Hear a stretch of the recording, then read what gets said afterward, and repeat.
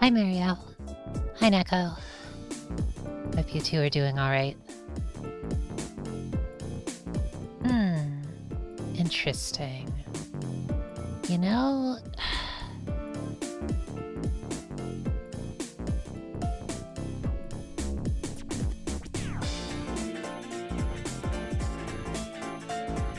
Testing? Is this working?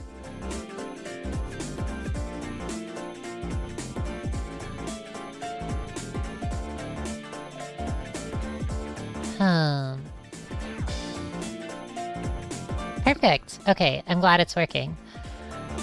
It seems as though... Well, I just tried setting up captions, so this stream should have captions going. That isn't something from before. Hi, Fiora. Welcome.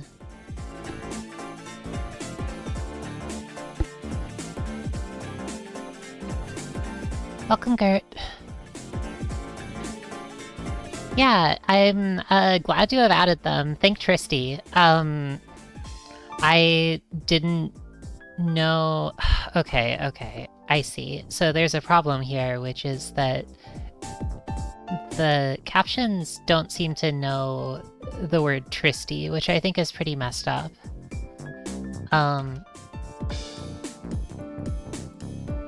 adding some exceptions here because it's a little tragic that they wouldn't know the name of the silliest clown in the world. Well, I'll sort that out eventually. Tristy. There we go. Welcome, by the way. Yeah, the caption didn't know who you were. I had to show them.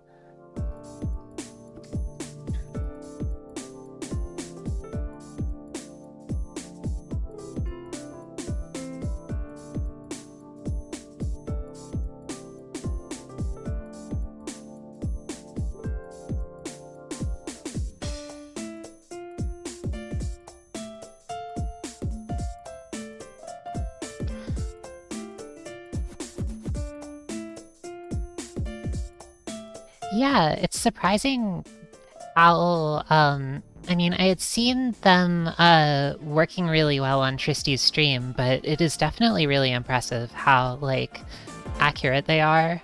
And the, like, override for unfamiliar words is really nice too. Like, if I say Hollowbel... Oh, that's wrong. That's super wrong.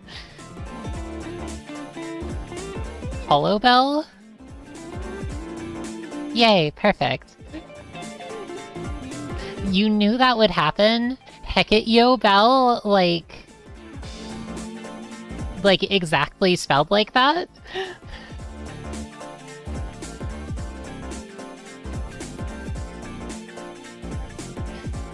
Oh, wait a second. I think this might be because of something silly I did.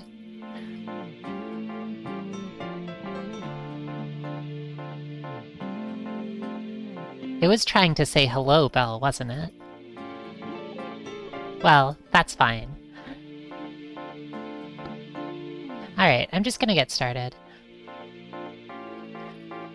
Greetings, travelers, and welcome to another episode of Hollowbel's Storytime. Welcome, Harmless. It's nice to see you. I didn't start streaming immediately because I was afflicted by the agonies. I was going through it. If you're going through it too, then I promise somewhere out there, even a silly little fairy is going through it with you. That's probably not very helpful, so I apologize. I'll play some Golden Treasure, though. I think that'll probably be a nice thing we can share together tonight. Welcome, Ashley. Oh, it is nice to see you all here, though. What could be more helpful than inhabiting the world of a silly dragon for a while? A world of a silly dragon that's also this world. You know, I really appreciate the role of humans in Golden Treasure the Great Green. There's sort of a... I'm not really sure how to put this into words, but... if I could bring any one of you, or all of you even, into the fairy realm, and of course you wanted that, I would gladly do so. But unfortunately, the fairy realm is a part of this world too. It can't be separated from it.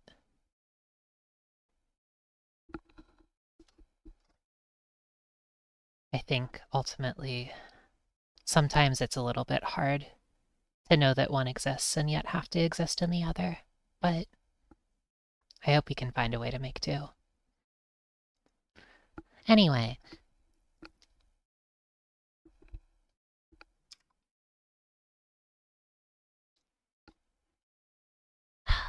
Well, I'm not the best with words tonight. I hope some of what I was going for came across.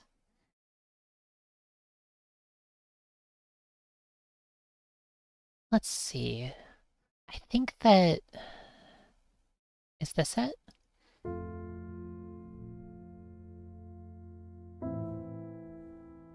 Yeah, there we go.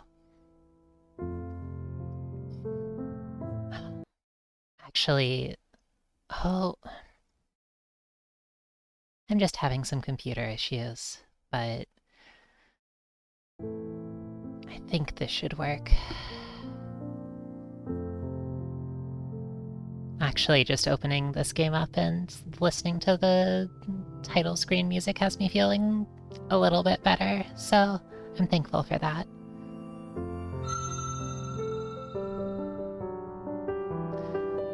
Let's refresh what happened on our last stream. It feels like it's been forever. I went to this place called Toho Fest. It was really lovely. I guess I could have talked a little about that. Talked a little about Toho Project. I don't super know if I feel like doing that, like, right away, though. Maybe later in the stream, maybe in another stream. I think I'd like to stream a Toho game at some point. So maybe that can wait until then, but...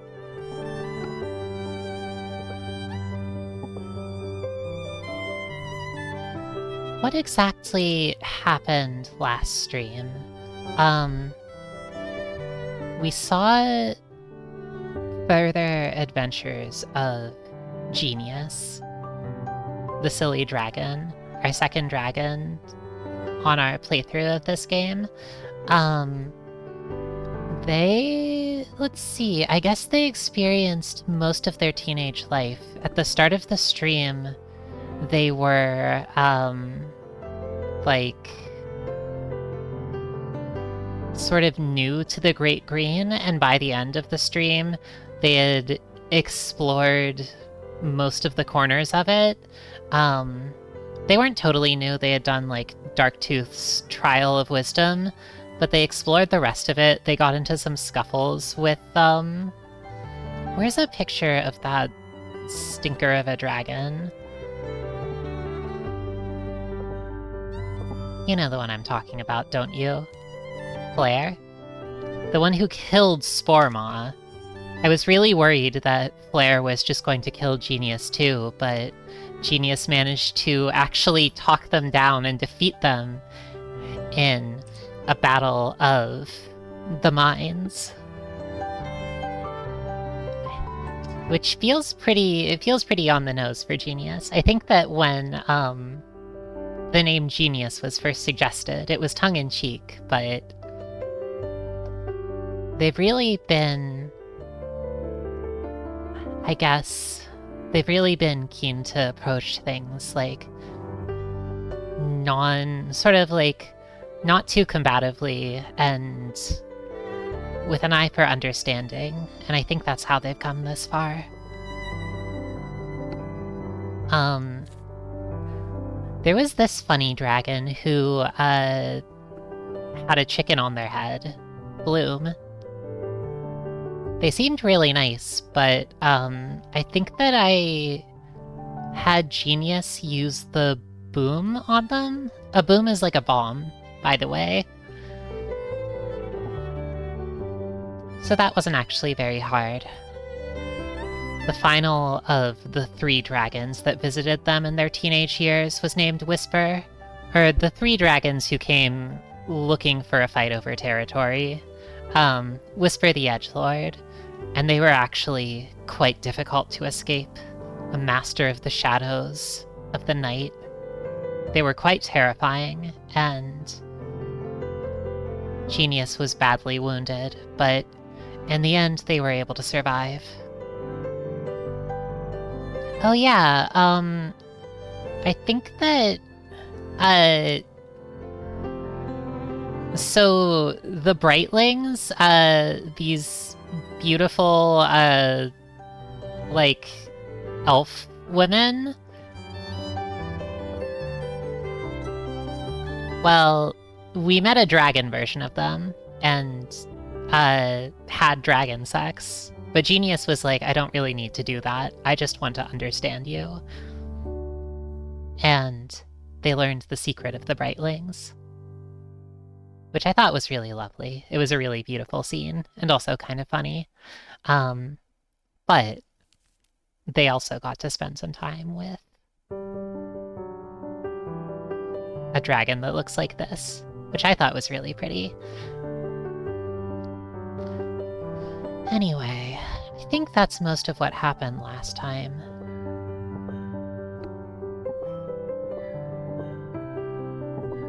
Is there a picture of... I'm not sure if there's a picture of them once they reached adulthood.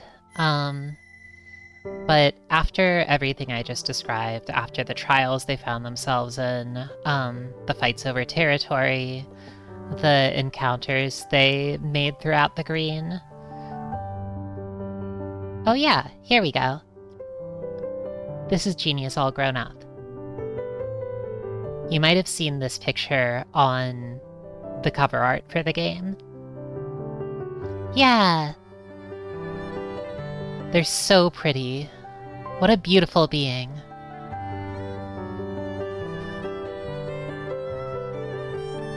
And they finally were able to take off and fly. All it took was, the many, many years it took them to grow into adulthood. But they were able to redo that first flight they took, but better.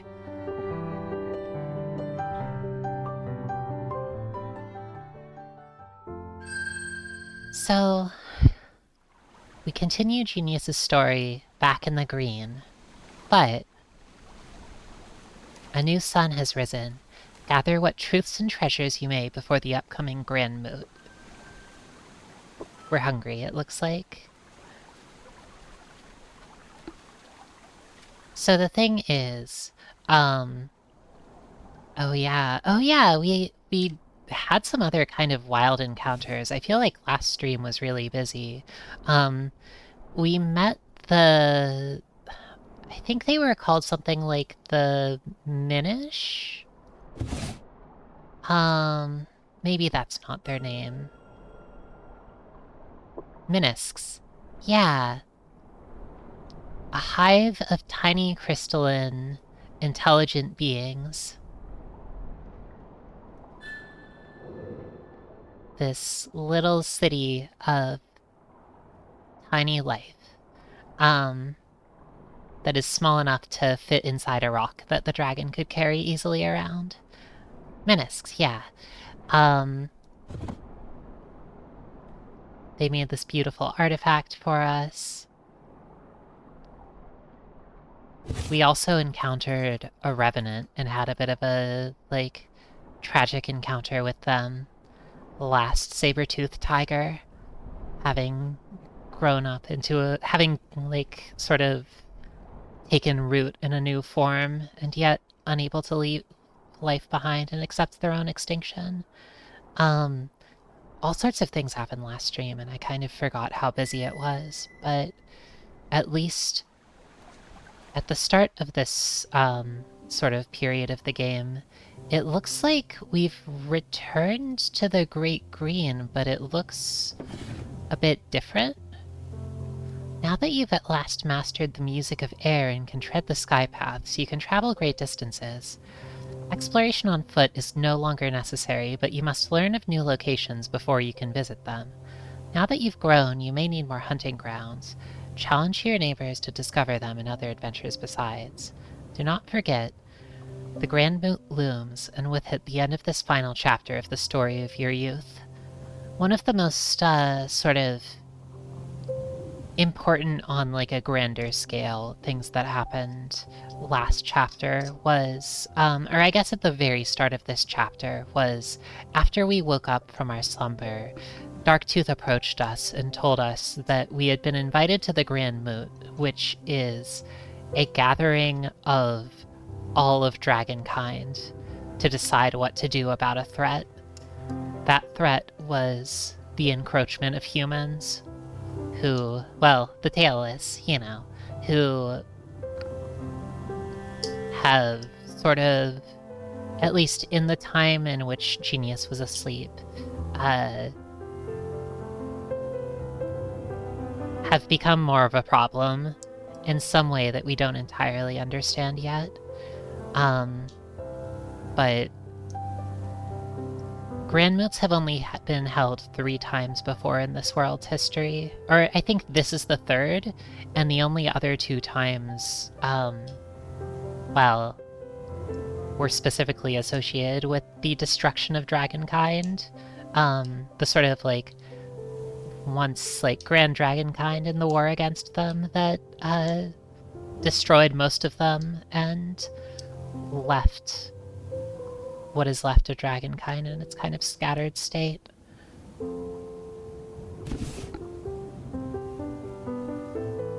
Humanity is very dangerous. Even if Genius doesn't fully understand that yet, Darktooth does. I suppose that it's up to them to figure out what to do about it. So it looks, as far as I can tell, like the map here for Chapter 3 is kind of a zoomed out version of the map from Chapter 2. So, like, here's our cave, here's the Spirit Wood, and I think that this area right here is the Great Green.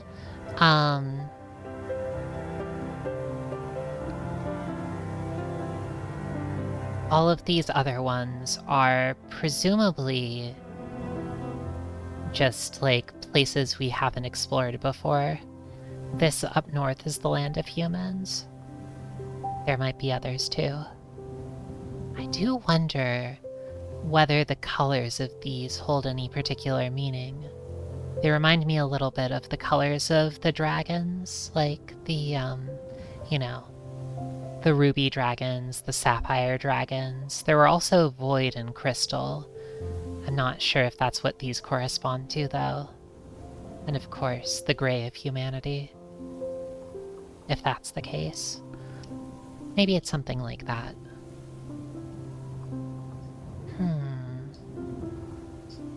Well, it'll be really interesting to explore this world now that Genius is older and stronger, but I think for now, they gotta eat. It would be nice if they had a chance to... Oh yeah, I think that because we got to know that Brightling dragon, the sort of being behind the Brightlings gave us a sort of encyclopedia of the creatures of this world, or gave us, like, data about the creatures of this world, and so we kind of gained a lot of animal mastery across all species.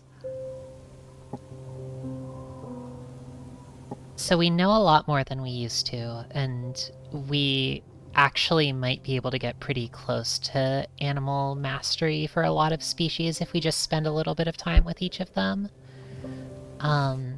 It looks though like, what are these, like horses, buffalo, pigs, deer? It would be nice if we could hunt for one that we haven't already maxed out. So we've maxed out deer and pigs.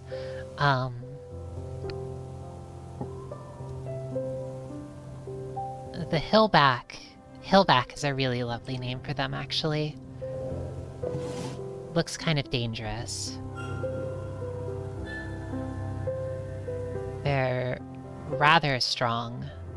We're a little bit stronger in everything but Earth, but still.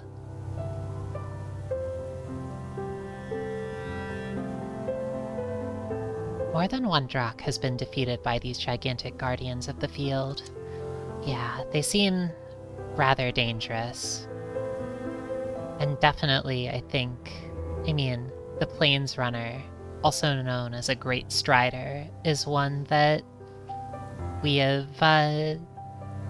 never had to fight before and whose stats look to be the same as ours, except for a little bit stronger, so it'd probably be dangerous to try to get into a fight with them.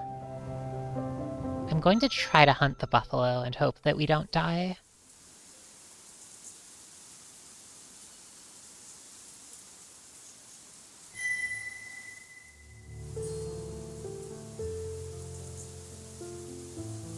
So we're quite far away, but it's very big.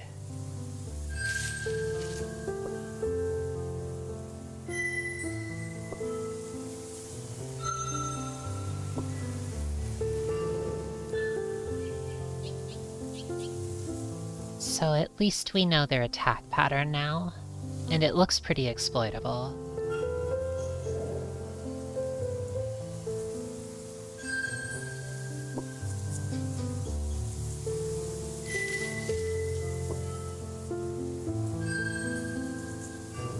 You're so close, but it's very, very big.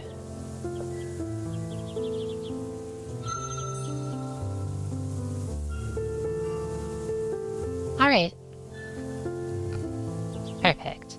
Welcome, Atelier Zeno. We're hunting a hillback.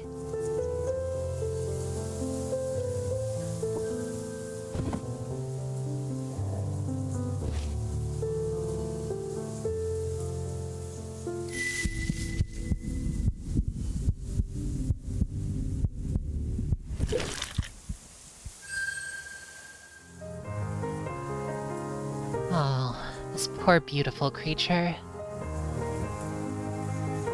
The redolent essence of the hillback dances on your tongue. What a beautiful, noble being. It feels so cruel to defeat them, but...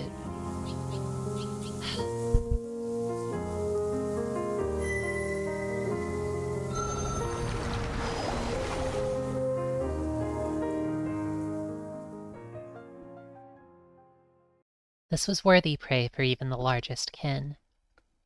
And you can't keep your tail from curling with pride as you dine upon its voluminous body. Its shaggy pelt seems worth bringing back to your lair as a reminder of this fine repast.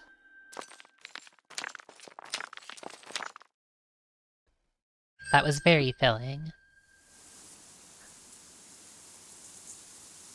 I'm a little bit nervous about,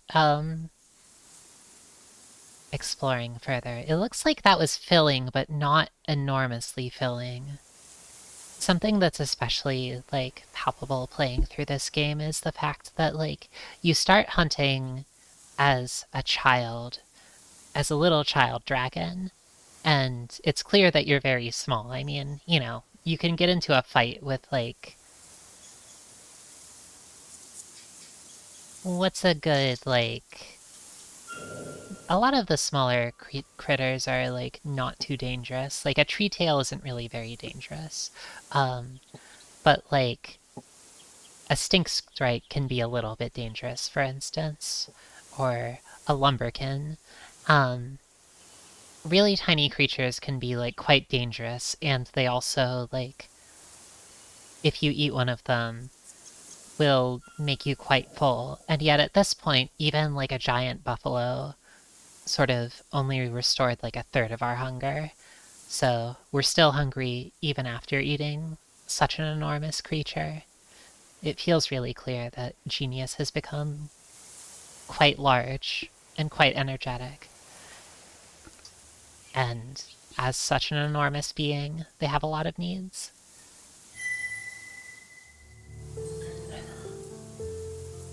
Oh, I'm a little bit nervous about this, actually. This is a horse. I mean, a plains runner.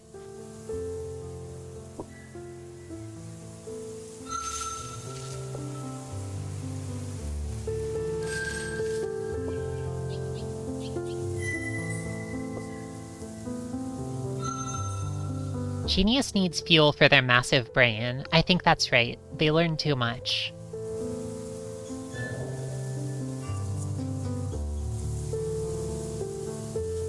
The Plains Runner's attack pattern looks like a little bit of a pain, but...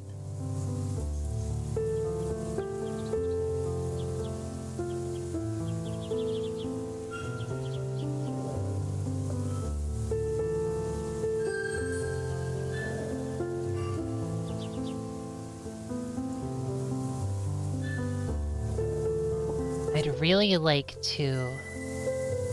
Oh...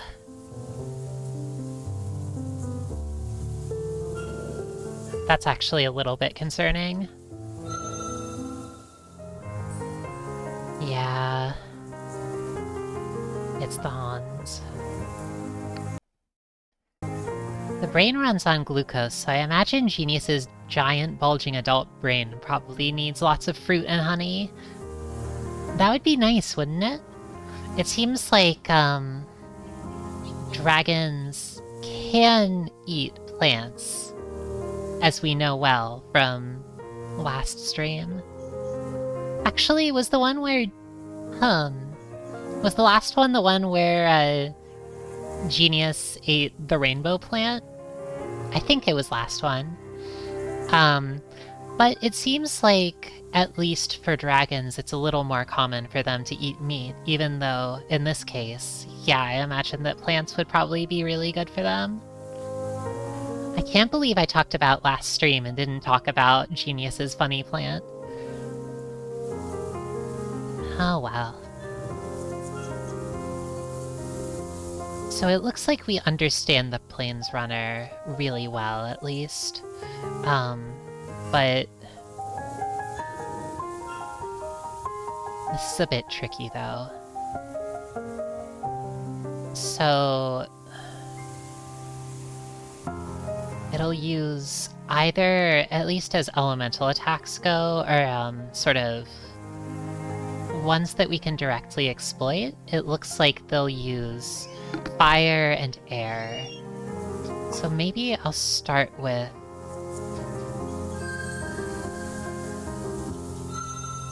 well, it might be fine if we could use Venomous Bite to start with.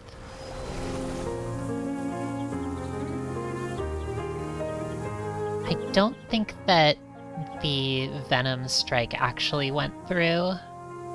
So based on... the way the attack pattern works is that, the Plains Runner does this sort of sequence of moves where the color of the dot corresponds to the element. So in this case, the next move that they use is either going to be air or earth or fire with about equal probability. So it doesn't tell us a whole lot, but this next move that they do will tell us where they are in the sequence. I guess that we could use Brace.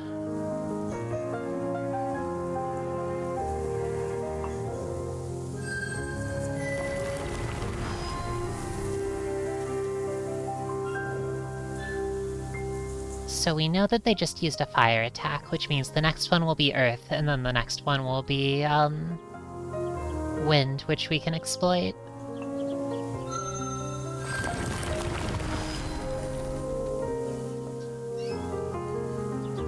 So wind is weak to fire.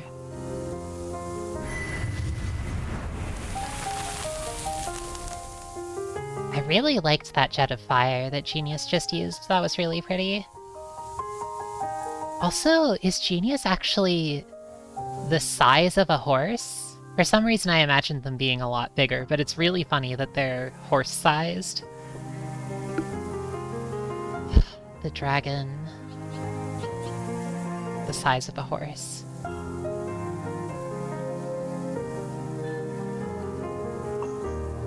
I could just stall.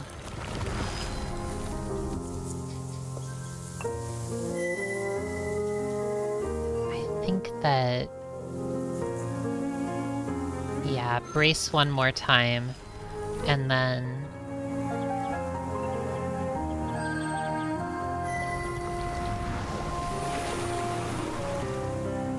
that was enough.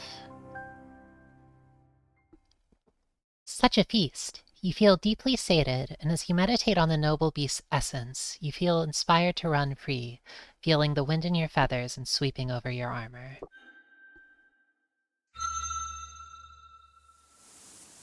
Alright, it seems like that actually... I don't think that this little spiral here is part of the hunger bar, so I think that that maxed out our hunger. So we might as well retire.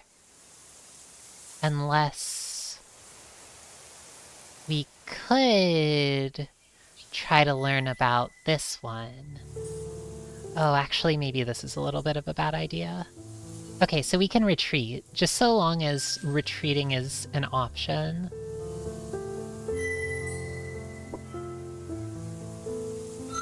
Oh yeah, we were killed by a lion once, weren't we?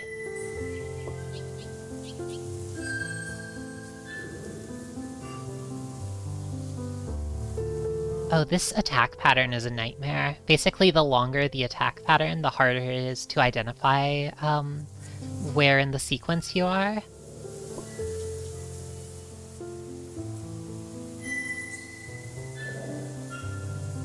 Alright, well, I learned everything I needed to know, which means we get a stat boost, and now I'm going to run away.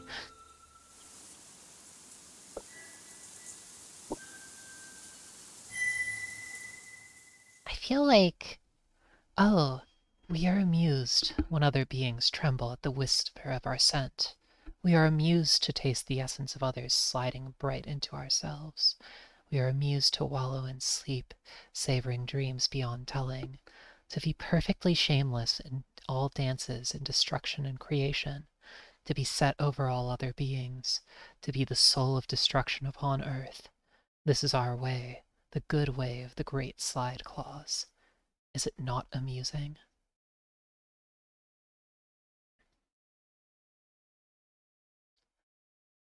That's scary.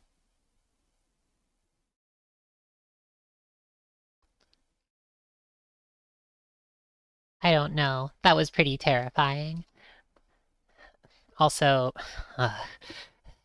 this ground is good ground, for here our ancestors stood with their noble feet of stone. Walking in their footsteps, we feel the rhythm of our people. These plants are good plants, for our ancestors partook of them for turnings beyond memory. As we taste them, we remember the ancient ways. This land is a good land, for our people's spirits are woven into it. Our sighs and bellows, our dances, all we've destroyed and created. Even if every one of us is slain, our souls will still be here in the good land of our people, calling upon all to remember what is good never truly passes away.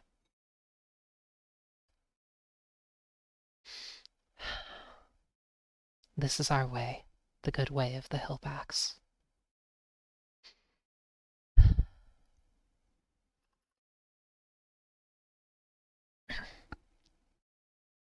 And lastly, the Great Mother spreads her mane before us, the grasses and grains, fruits of the land. We flow unhindered through the endless amber ocean. The beat of our stone feet as we run through the meadows, the streaming of our long hair in the sun-blessed wind.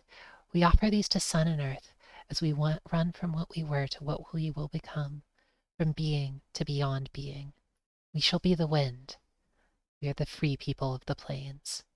This is our way, the good way of the plains runners.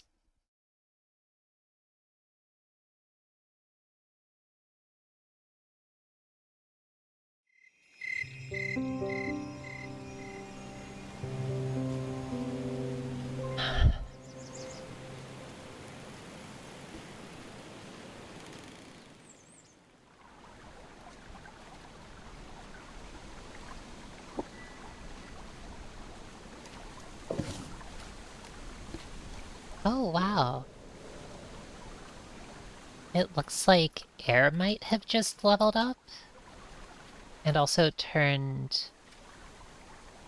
cyan. I don't know if that means anything, but...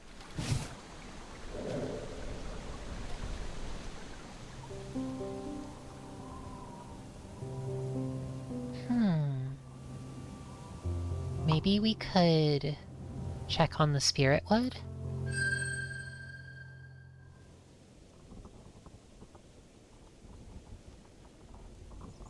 Sacred Glen. Though your eyes see only wooded hollow, your whole being can sense the deeper truth. This is a living labyrinth, tenderly maintained by many subtle beings who've been drawn here over the ages. The essence lines of Earth herself converge here, each pathway a vein or artery coursing inexorably toward or away from the heart, where old is made anew.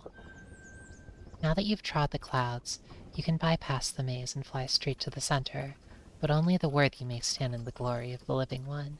But we can cheat our way around the maze.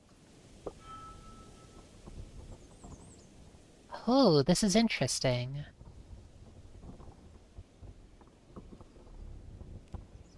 It looks like we're not worthy.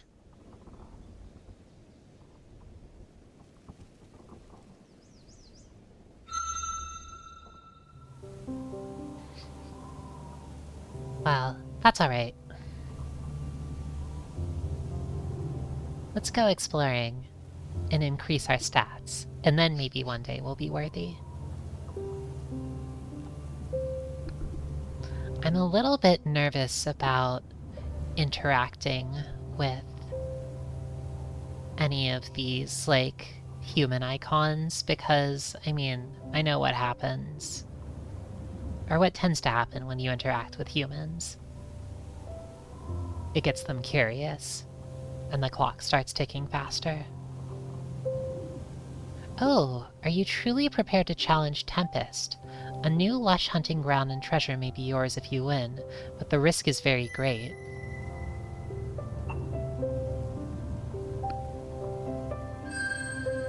This is actually a little bit scary. It looks as though... I suppose... we don't actually have much directly available at this point. You're big and strong and dragony. That's true. But even if we can handle a few humans, I'm not really sure how we can fare against many, many humans working together. But we might as well try looking around anyway. Is this the Riverwood? That bastion of purity zealously guarded by one of your own. Where is its kinlord's scent boundary? Certainly things changed during the great sleep of turnings, but you never thought such a sharp transformation was possible. Why would Warden allow no-tails to build a hivelet here? Warden? I forget who Warden was. Do any of you remember?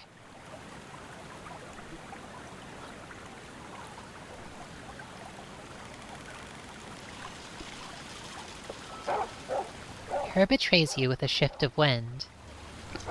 Yeah, maybe we never met. It is fond of doing that, which brings your scent to the enslaved clan singers who guard this place. They begin yelling frantically. Danger! Danger!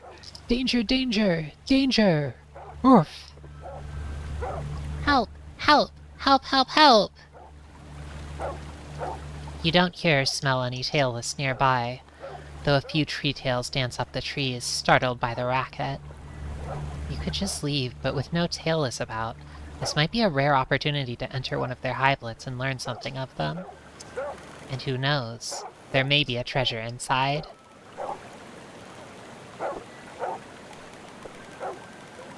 Apparently clan singers lose their minds when they join the no-tails. Wow, to see such proud, beautiful beings reduced to this. This is very annoying. Are they able to...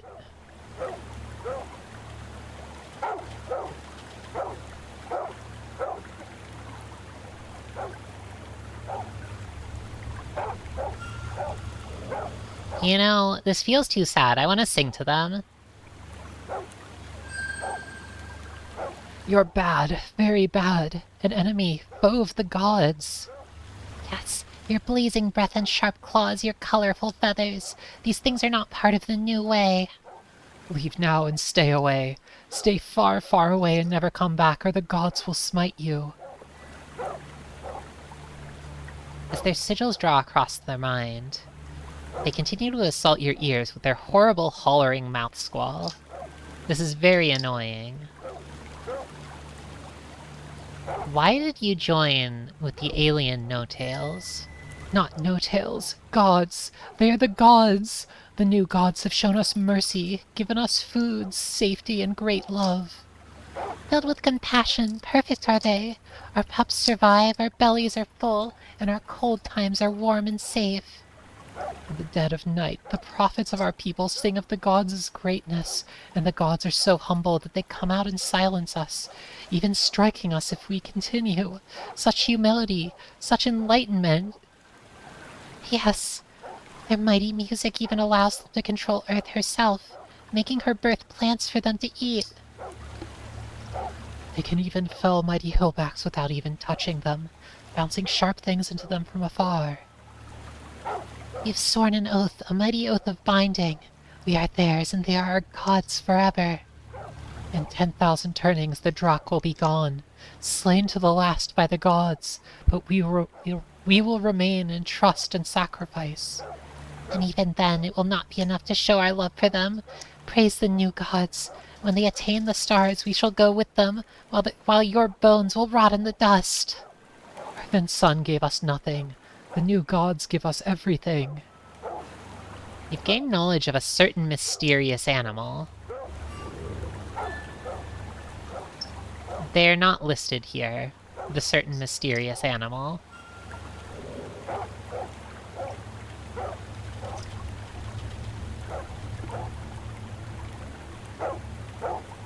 I'd like to... Yeah, star dogs. That would be really cool if it wasn't so fucking sad.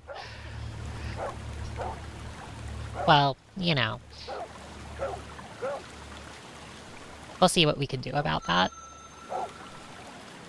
You bob your head, cough up the fire seed, and lathe the noisy things in flames.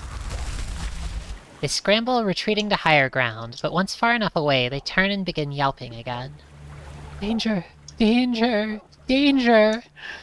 Help! That fire would have driven away even a lumberer, but so fanatical are these things that they will not run, not even from a kin.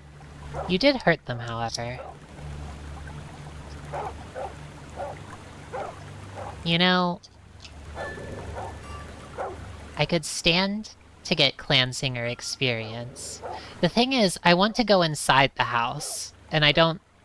It says you can avoid them and continue cold words, but I don't know if that lets you go inside. What I want is to go inside the house.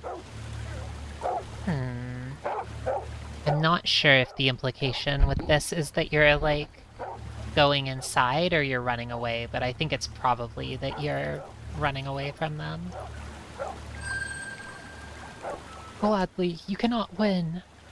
Faith will save us. The power of the gods is with us. For the void with you once was. Our gods will reward us when we present them with your corpse. For the gods! Oh.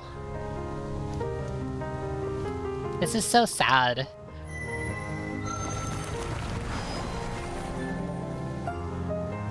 Alright.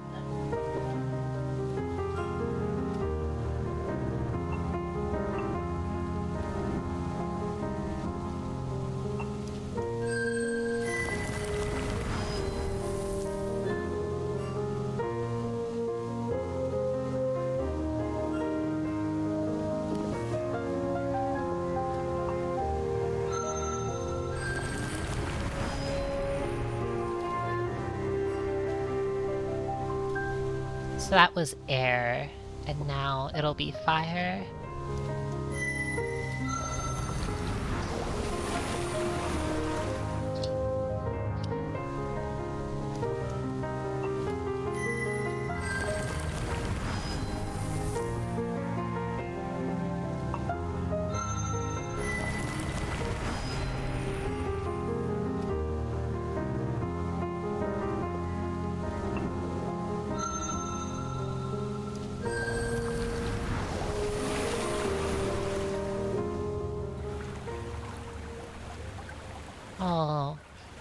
Rest in peace, poor things. The once clan singers have been defeated. They still cling to life, that's good, but can no longer dance. They've also stopped yelling, probably because it's too painful in their current state. That's a little sad. Well, it was my choice. Destroy us then, Drakkin. We will never break our oath to the gods. The gods will surely punish you for this. They will find you and end you with their incomprehensible music. They are unrepentant and helpless, not to mention nutritious.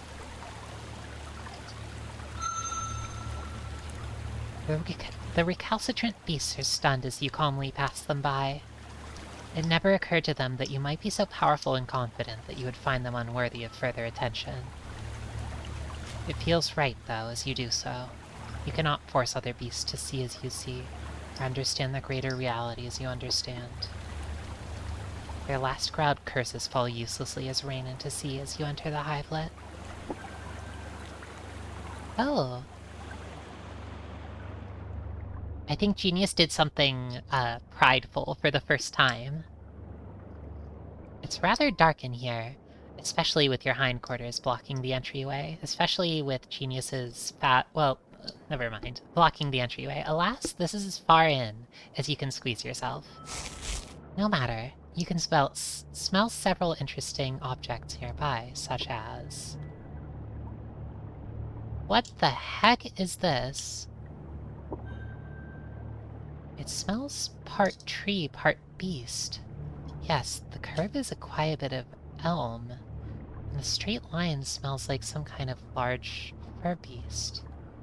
A hillback, perhaps? Or a plains runner? It seems somewhat elastic. Is this... a bow? That was interesting. There's definitely something appealing about that sound. It also seems foreboding for some reason, but that is part of its charm. Genius doesn't know it, but... They've encountered one of these things before, haven't they? Actually, no, they haven't. Sporemaw encountered one of these things before, but Genius didn't actually, because Genius was a lot more cautious. There seems to be quite a lot of dead, dry grass in here. Perhaps they're hoping in vain that the sweet smell will cover up their own stink. Is this a tailless hatchling? No, it doesn't have a rhythm and isn't flesh inside. Are they trying to make more no-tails out of grass? It might be possible depending on what strange powers they have. Terrifying thought. It's a doll. Maybe this is what the clan singers mean by incomprehensible music. Thinking about Genius strumming away at that. There's definitely something here. Another tree and beast object. Beast skin, great grazer from the smell, and tree flesh. Are the tailless trying to combine trees and beasts into something? It seems... popular. Perhaps there's something inside. You begin by lightly striking it with a claw.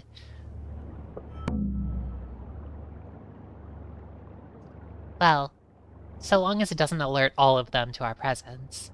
That was unexpected. Your feathers are now quite puffed out. Definitely hollow. Just an empty container.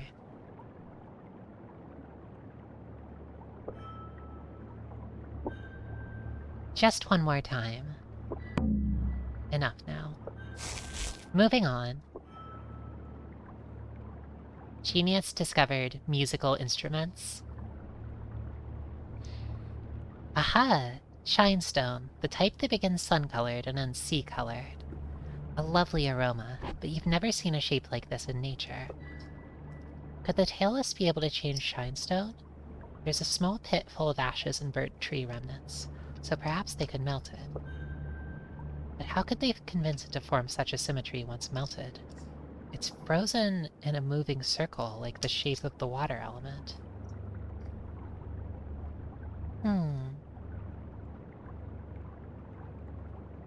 Begins sun-colored and ends sea-colored. Is that copper? This reeks of Plains Runner, but is actually a second skin. These are the slain good beast pelts in which the tailless cover up their bodies. Obviously they do this because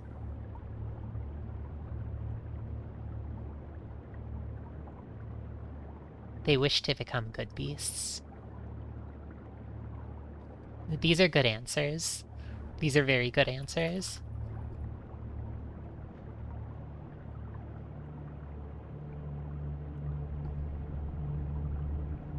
They want to smell better. They are constantly cold. They wish to become good beasts. They are ashamed of themselves. I think it's because they wish to become good beasts. Of course. How could you not have smelled this truth before? They're trying to shed their otherness and become beasts. A valiant intention, surely. It almost makes you wish to aid them. But no being can be other than what it was created to be. Such is law. Such is what is. I wonder. It's difficult to know what to make of these discoveries. The objects are too well used to be part of a trove, if the tailless even have those. Still, perhaps they might have some value. I think it's understandable that the tailless wish to become good beasts. I think so too.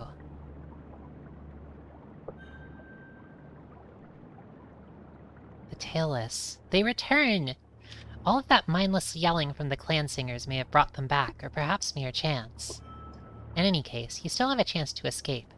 If you quickly leave empty-mouthed, you may escape unseen, but if you take these souvenirs, they will surely spot you as you go. Of course, if the tailless were simply destroyed, that would not be an issue, would it?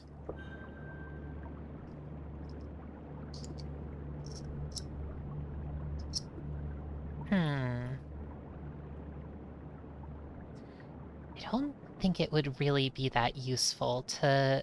I'm kind of nervous. I feel like if we face them in a dance of destruction, like, it might be obvious that we did this, but...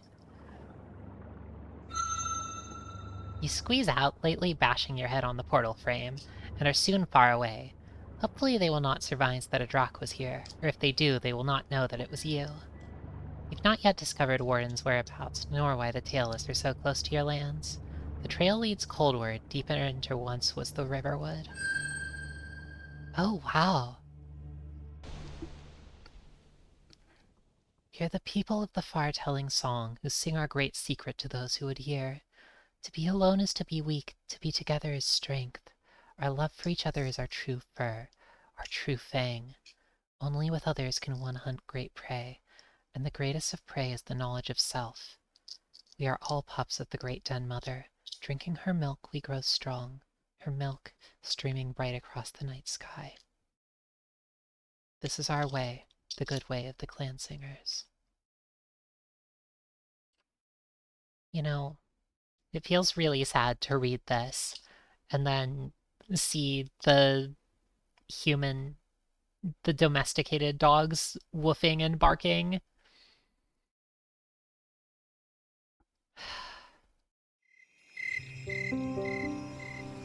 It's so tragic. Maybe one day.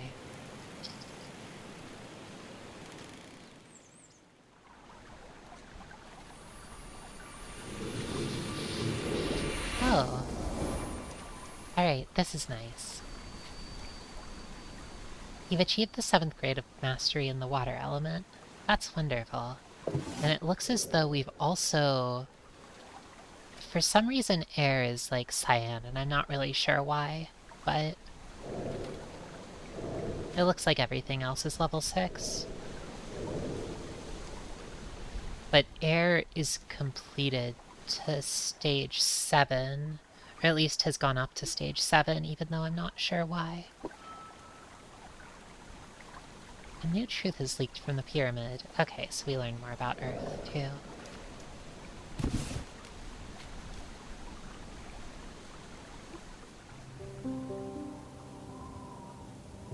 Oh, Fire Mountain, you mentioned you were quite behind.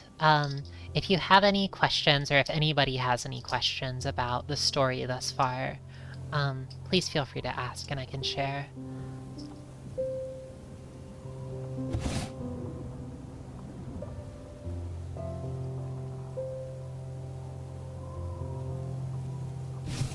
This is a little bit tricky.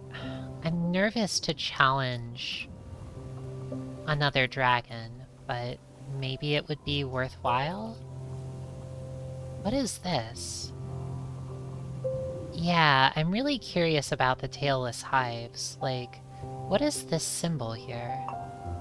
What does this represent? Oh... Quite a few scent trails lead to this place, which is close to the tailless hive, but far enough that you cannot smell it from here. The tailless have brought stone and tree flesh together to form the sacred water sign.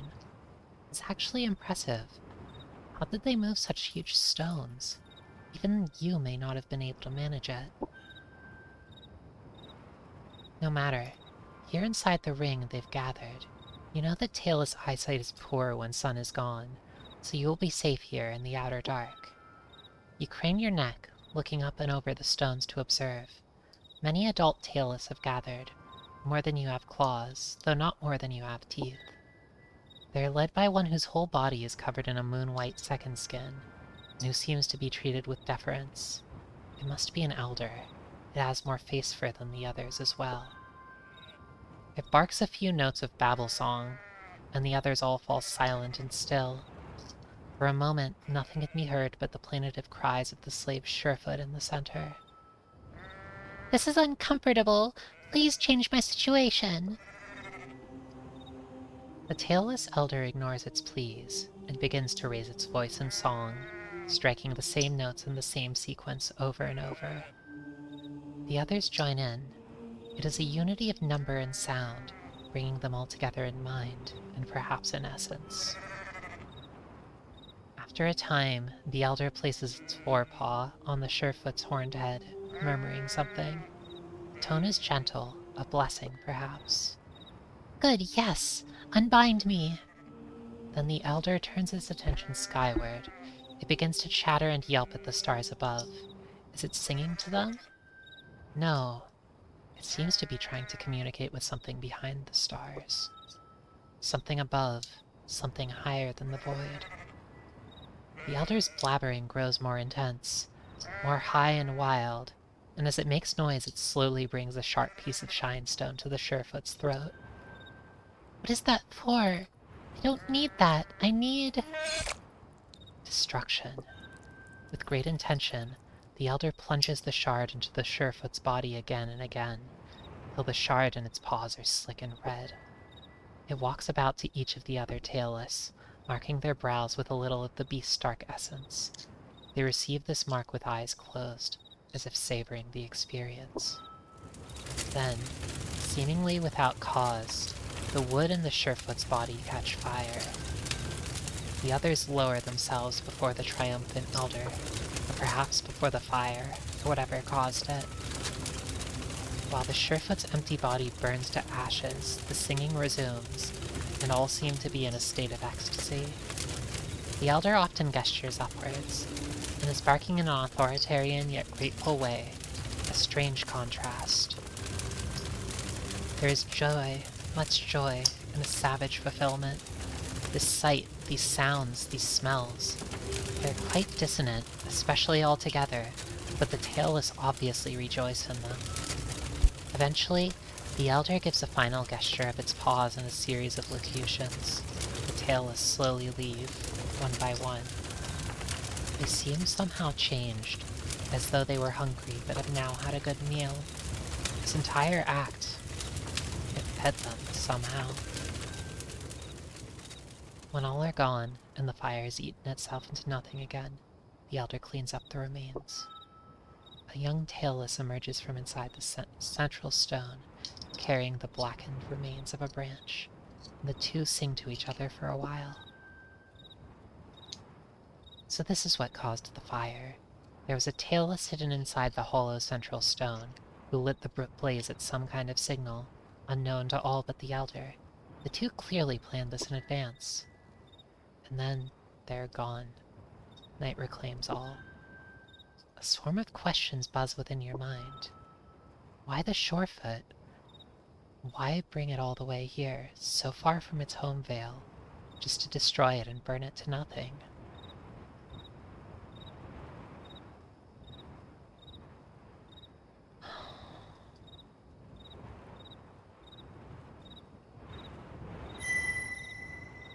Wait, what? Where did that thought even come from? How can anything be sent beyond the stars? This is nice. I like this. And yet, the more you think about it, the more that tastes true. They were fixated on the beyond, both before and after the act, and the smoke rising from it. You know, I wonder to what extent this game... I wonder whether this game acknowledges... I mean, this felt a little bit like an acknowledgement of, the one reading this, you know? It's a little bit interesting. I mean, I think it's wonderful to be playing through this game from the perspective of, you know, well, here, a fairy, but potentially a human as well. That's it. The smoke.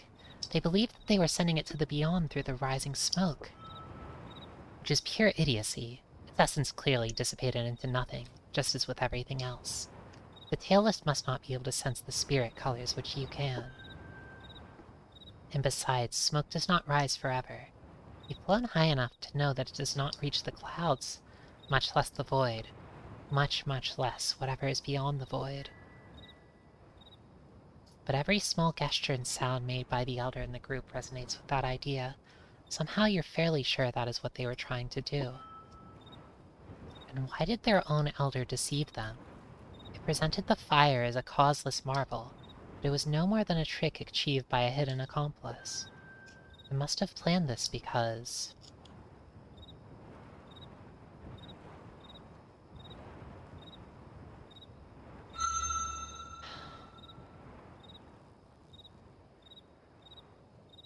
the Elder was fulfilling their collective desire. That tastes right. You smelled relief coming from most of them in that moment. A strange thing to smell when something bursts unexpectedly into a blaze, but it was so. They all seemed to want something unnatural to occur, something beyond their understanding. But why would they want that? What kind of being wants to believe that it is in the presence of the unknown?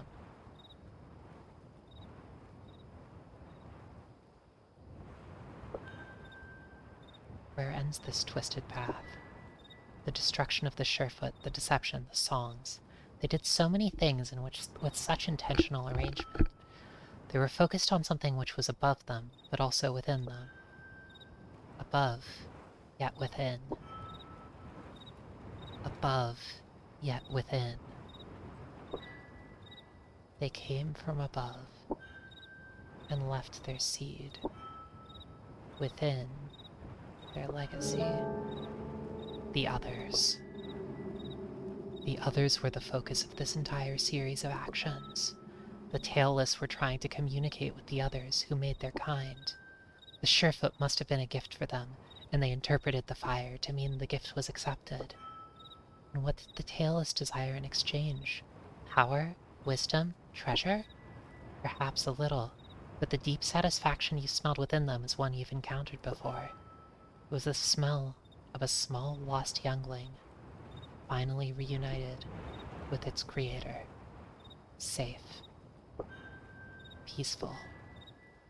Bringing peace out of violence and fire. When you put it that way, it does not sound so strange. The Drakh solve many problems with such tools.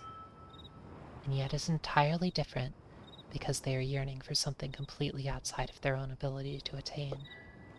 Their satisfaction will not last. The others were not truly here, did not truly provide them with anything.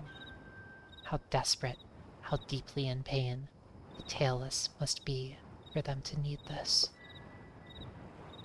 The need to believe that they are communicating with the others who gave them these spindly, naked bodies and oversharp minds. They are blind to the deeper music of earth and sun, and it is not their fault. They cannot even see the spirit lines, which color truth into reality.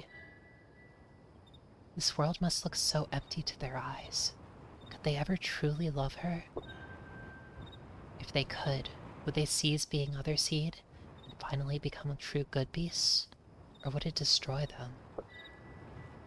You've never pitied anything so much as you do the tailless in this moment, as they grope scent blind through the dark towards their hive, believing in a cruel kind lie.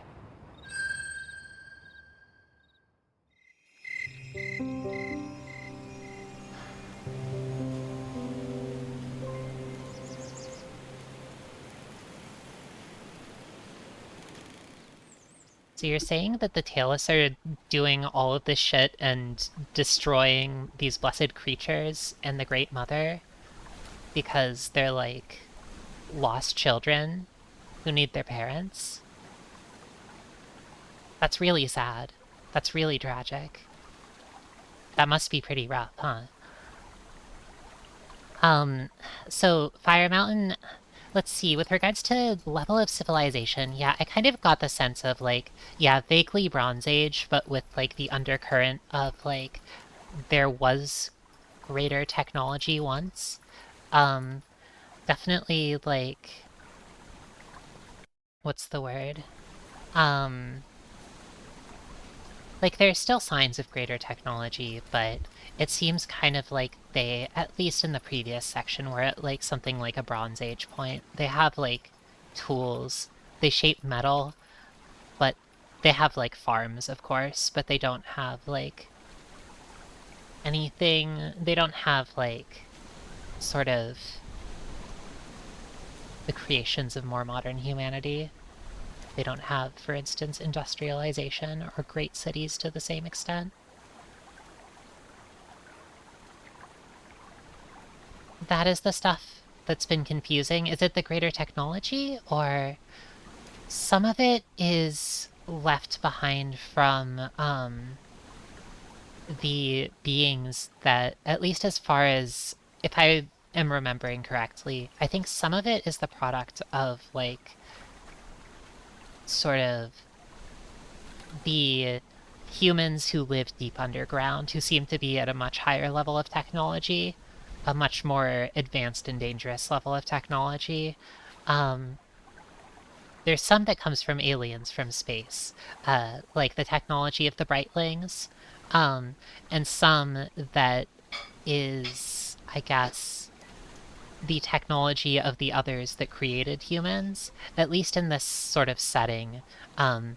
Humans are alien to the Earth, and the others, which are your sort of flying saucer aliens, flew to the Earth and deposited humans like a seed, basically,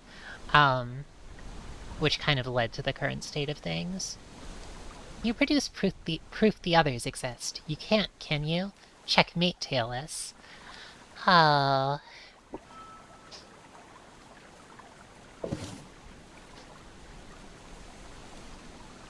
that's so sad for humans. They were abandoned somewhere they don't belong.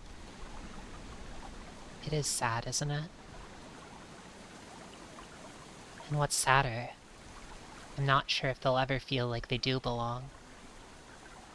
They're too divorced from the Earth song. And it seems like they don't know how to open their minds to it.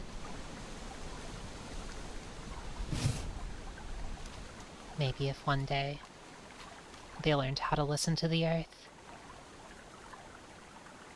they might stop being tailless and become beasts instead.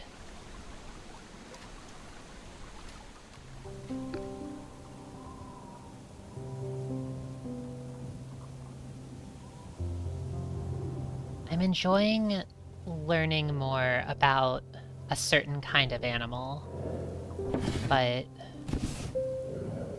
I mean, honestly, I really like this. I'd like to keep learning more.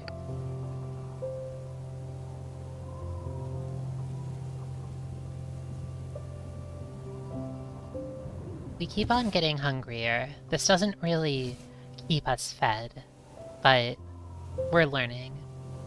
And I think more than anything, Genius wants to learn about them.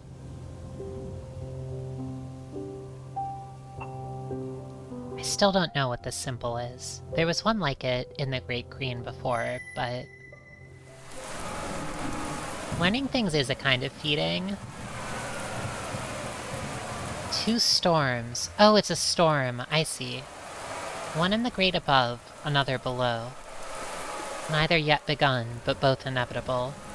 You do not need to understand the yelpings of these tailless givers to know what is going on. Though they all look and smell the same to you, the group on the left must represent the local hive due to their positioning, making the group on the right foreign invaders. It probably isn't a full-on territorial challenge like those Drak issue. Surely more would be fighting if everything were at stake. Still, it must be a serious matter if they would do the dance of destruction in the rain on such just 2 thin legs. As you look on from just inside the cover of the Great Green, they begin casting things at each other, stones and fanged sticks from items of razor skin and dead tree, trying to harm their enemies without directly risking their own bodies. When this fails to resolve the situation, some shinestone-clad warriors gripping long, heavy-looking false talons and fangs charge their enemies, and a practical jamboree of destruction begins. The rain makes it difficult to see and smell. Only your hearing can be relied upon. The yelps you hear are often pained, and several of the dancers now lie on the ground, most still moving, a few not. None of this is your affair, but there may be an opportunity here for a brave or cunning Drak.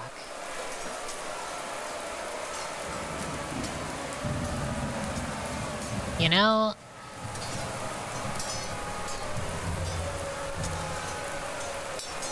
I don't really see much benefit in... I could protect some of them from the others, but I don't really see why that would...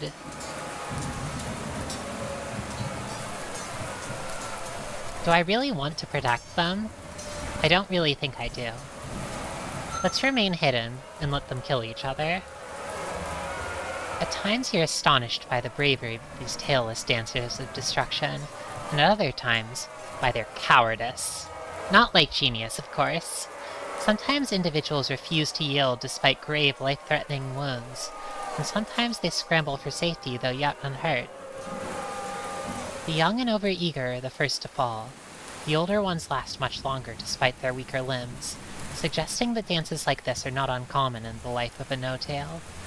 Those who have endured have learned much battle wisdom. It's not an uncommon tactic, even among beasts.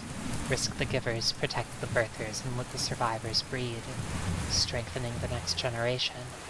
What seems cruel is that some of these young givers are not even given the chance to prove themselves, felled by projectiles from afar, or cut down from behind by a dancer they never even saw.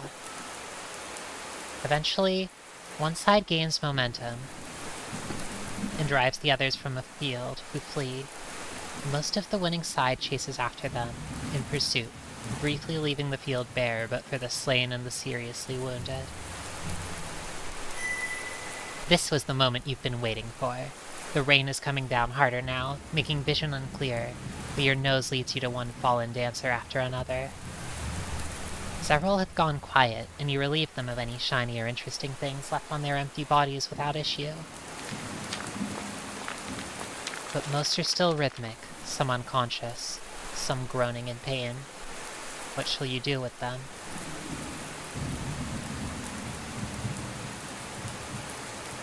Free snacks. We gotta eat.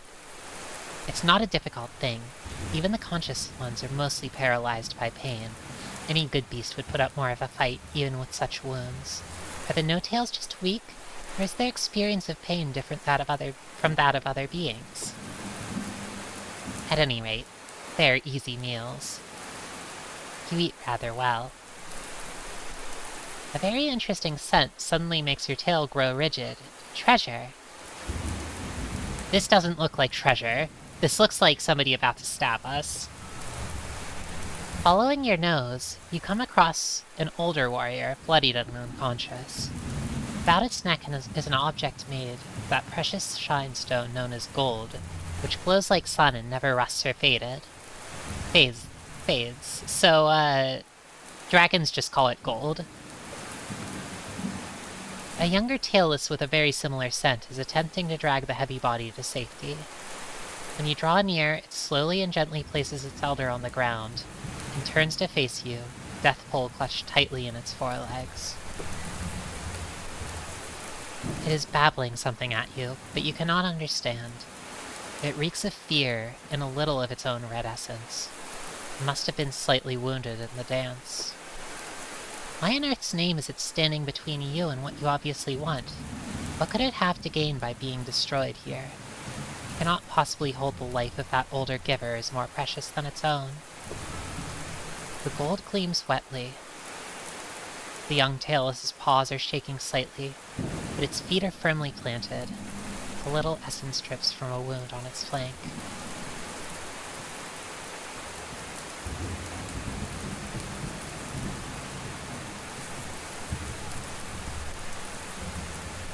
This feels a little too sad.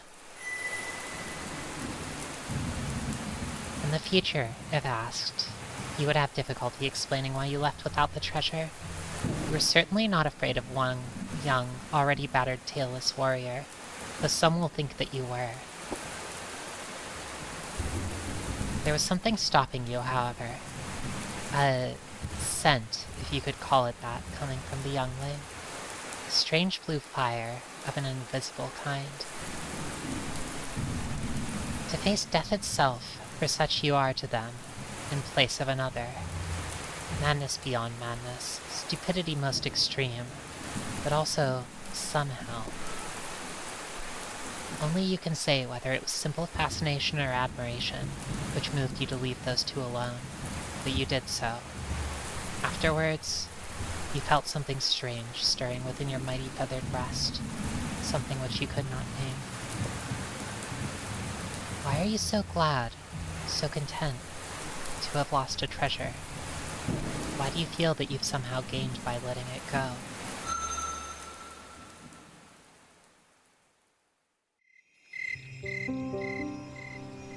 That was really nice.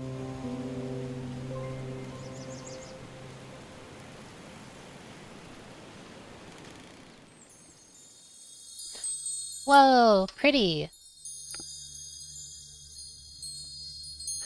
There you are, my beloved. Did we eat some more of that grass? I taste your essence here in the dreaming. It is cool, deep, and soothing. Yes, you are ready, beloved. Come to the heartwood, setward and warmward from your lands. Come to me, on the far side of a new journey, tiny and yet vast. I await you with a rare treasure in my mouth. Come. Upon wakening, you feel an uncomfortable dryness, although you've been drawn out of an embracing, breathable sea against your will to a harsh and hot wasteland.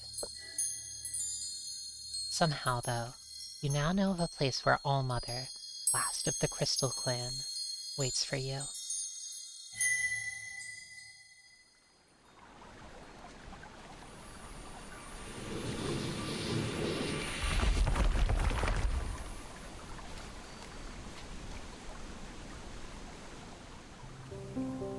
Okay, so this is Crystal, which suggests that this is the sort of Heartwood, the domain of the last of the Crystal Kin. Which suggests that this is maybe somehow tied to the void, doesn't it? At least I think it does. This purple area over here, indigo rather, I think is probably tied to the void dragons based on the color. And yeah, a deep purple like this, or a bright purple, kind of suggests this is Crystal. Oh, a cutie! This is a recolored fox. Is it dreaming? Is it waking? Is it even possible to tell the difference? Does it know why it has come? Is it ready? This is certainly the same Blazetail you encountered before your last sleep. Writhing question, who became the envoy of Great All-Mother long ago. That should, however, be quite impossible. Many lifetimes of the Blazetail people have surely passed since you encountered it. I kind of wondered about that, like, how long is our dragon asleep for? And this suggests probably, like, maybe like 100 years or something like that. Between, like, being sort of an adolescent and an adult. We smell it, a delicious question. How does the Blazetail resist time? Does it not know that enkindling another with kin essence prolongs life? I wonder if we could enkindle someone. Though I'm not really sure I would want to. And does it know the still deeper secret? That all boundaries are illusions? That in the turnings which have passed, the Blazetail which was has merged with All-Mother? Would it help if it understand? If it knew that we had sacrificed knowing ourselves as a drop to gain understanding of ourselves as a sea? Would it help to envision a single grain of sand releasing its delusions and realizing at last that it was ashore all along? Indeed, impossible as it may seem, everything in this forest shares a certain scent, as though everything here has merged. Is this place of harmony and unity the most perfect forest which has ever existed? Or is it a living blasphemy against individuality? Few among the kin regard the elder known as All-Mother as an enlightened, transcendent being. Others see it as a dangerous heretic, a spreader of untruths which would degrade and weaken the kin if they were to be embraced. Is it ready? Shall we summon All-Mother to commune with it? Hell yeah, we should. It will take some time for All-Mother to arrive. Would our guest be displeased if we were to entertain it until the Great One arrives? Whoa. They said a sentence that wasn't a question. God forbid mothers do anything. It's not Drac-like for mothers to do anything. For mothers to spread dangerous untruths. And then the song begins. Long, long ago, a kin, a true child of heaven and earth, was reposing in the shadows of the forest, when suddenly there came running a Longyear, with a Blazetail close behind. Save me, O mighty kin, sang the Longyear. This Blazetail would rend apart my flesh, and destroy me utterly. I wish to live. I wish to feel the wind in my fur and sun on my face. I wish to create so that there may be more long years to taste the fruits of earth and to fill the burrows of earth with warmth and love. If I am destroyed, my many relations under the good green hill will first worry and then fear and then despair. Not knowing what has become of me, my siblings and my creators will never again know true peace, hoping forever for my return. I am innocent. I've never brought harm nor pain to others. I am afraid. Do not let the silence overtake me. I love life. I love life. Oh, interesting. I didn't actually know that. Foxes... The red fox lives like 3 to 4 years in the wild. The max is like 10 years. So actually, a few years, or like several Blazetail lifespans could really be more like, you know, a decade or two. Making their lifespan, or at least the start of their lifespan, potentially closer to that of a human. And once it found the Longyear in itself to be... Oh, I see. And in that moment, the great kin awakened to a new truth, for it too loved life and feared destruction. It smelled the same essence, the same spark within the Longyear as it had within itself. and once it found the long year in itself to be one and the same, it felt compelled to act. "Fear not, gentle long year," sang the kin to the trembling good beast. "You shall not be destroyed this sun, for now I know that I am you and you are I."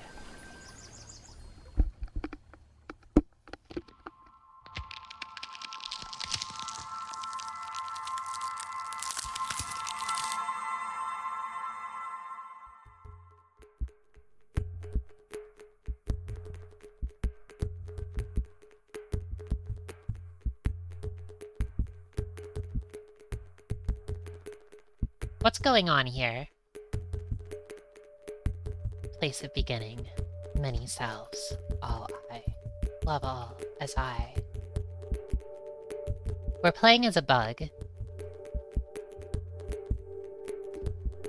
It's, kinda nice, I think. Well, whatever's happening here, let's enjoy it while it lasts. Other selves. I am them, they are I. Helping, feeding, bringing, moving. Many bodies, one essence. Beautiful, powerful, right. Love them all. Other selves, selves yet to be. Growing, turning, awakening. Awakening slowly, quickly. Love them all. Children, selves yet to be. So many. Clean them, comfort them, feed them. They are I am they. Care, love, forever.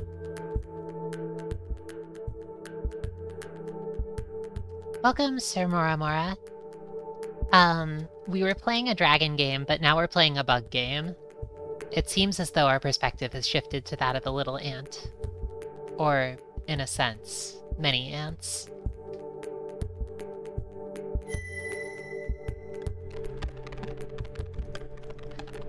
Wow, pretty. She, her, yes? Heart of self, creator, God. Source of self, source of love. Beautiful, perfect, her.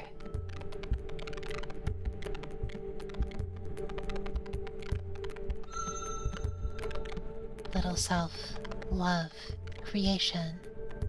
Must create more selves, help, find, bring. Thirst, need water to create more self. Sweetness, needs sweetness. Sweetness becomes essence of yet to be. Brings sweetness, must create. All self must grow, must become. Empty, need matter, need food.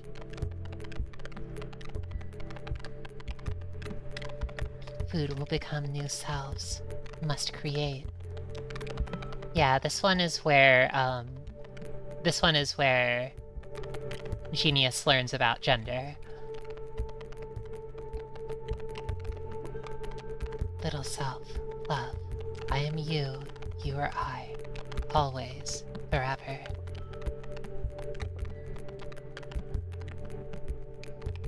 Let's give her a bath. She has spilled much wastes, sacred work, hard work, creation. Must clean her, remove waste outside nest. Remove waste, remove waste, remove waste. Again, again, again. Clean her now. Joy! Clean the rest of her. One leg, one part. Next leg, next part. She is the greatest self. Her joy is our joy.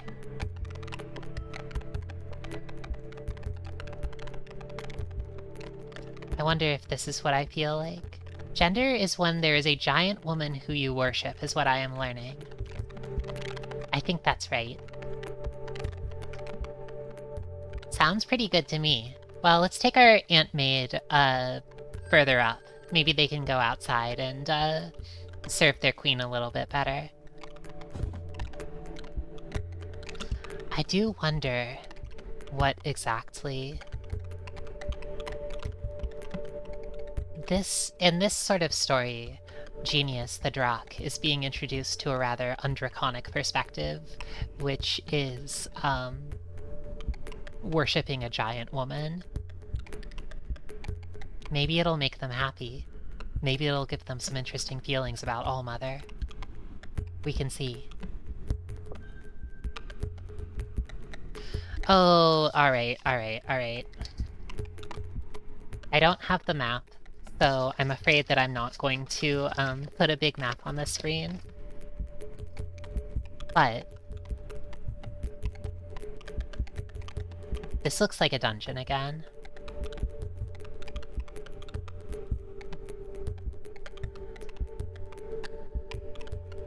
I think we should try going up and see if we can get outside, maybe.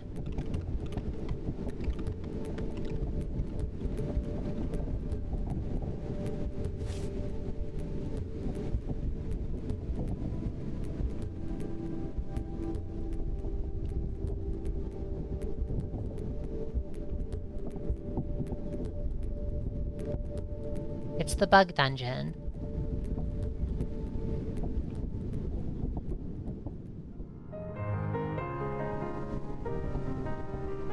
This is awesome! Alright, the Dance of Destruction begins.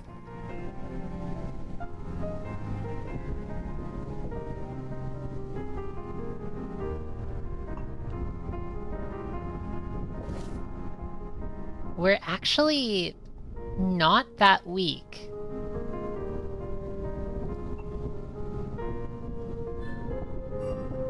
Can we learn about this precious little being? Okay. The berryback. The berryback! What a wonderful name for a little being. I was hoping that we could maybe add them to our list of animals, but it seems we can't.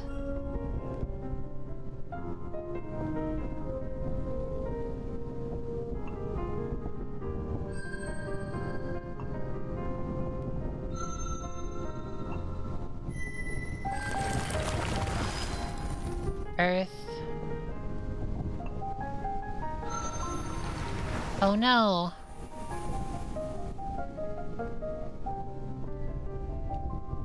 Air.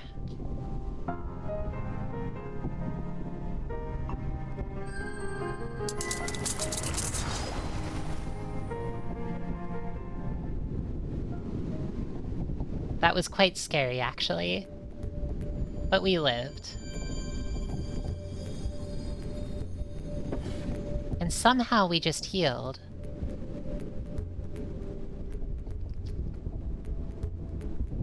Alright, so...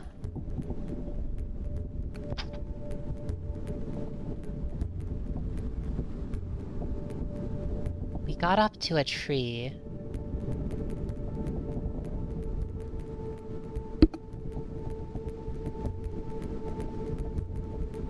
Let's try going along the right wall again.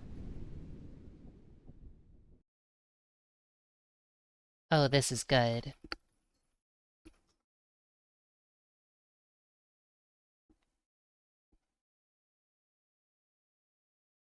Hold forward, antenna lusting. Sweetness, such sweetness. Tree egg, spilling perfection, enough for all. Creator self will consume with pleasure, so many future selves will grow. I don't know, though. It's pretty big. What to do? Taste it. Sample it.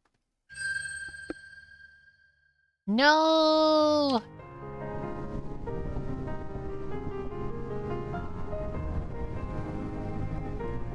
That's scary!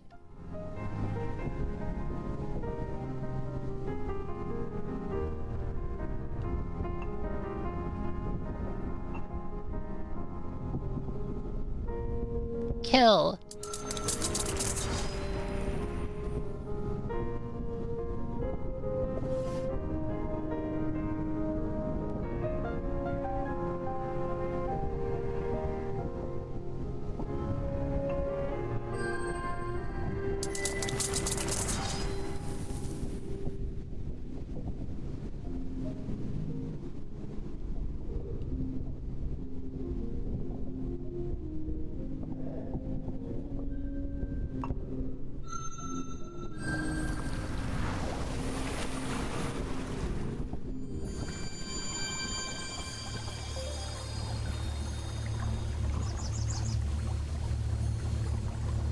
Ow.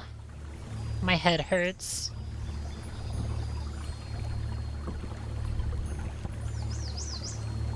Bug RP over.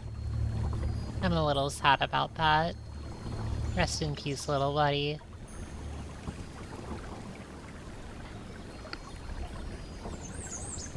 Slowly, you open your eyes and yawn. Sun is dying setwards, and a cool scent rises from earth. Was it our song and dance which lulled it to slumber? Will it forgive us and return another sun to meet with blessed All-Mother, who longs to meet it? The journey home is uneventful, but despite the fact that you seem to have spent a long time sleeping, you're strangely tired when you arrive. Sleep comes straight into your jaws, and swallowing it, you are at peace.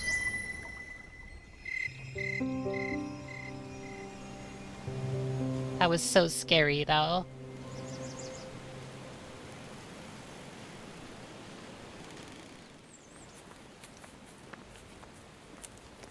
Oh, who are these fuckos? The sharp smell of fear paints the air this sun. No tales have come to the spirit wood to gather life.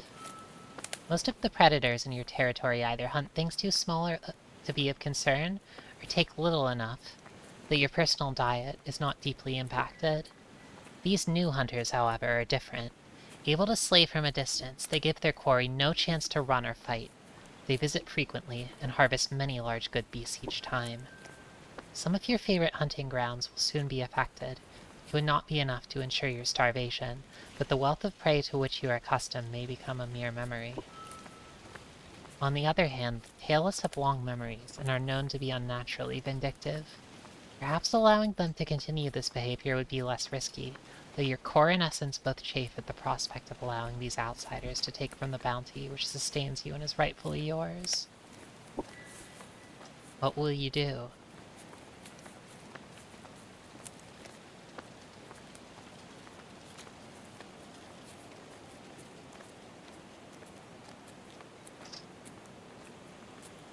Let's eat them.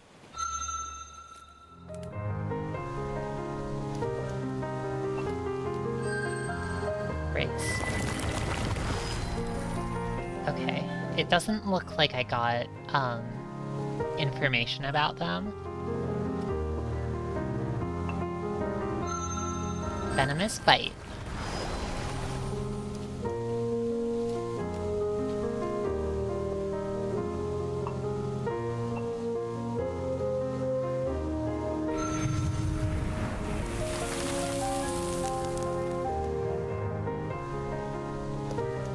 Oh, another one.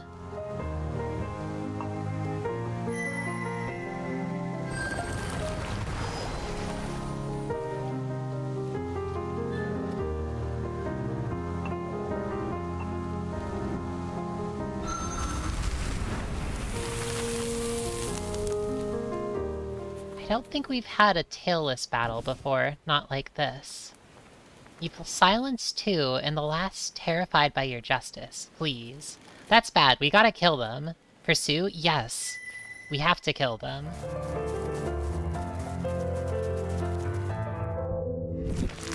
No survivors.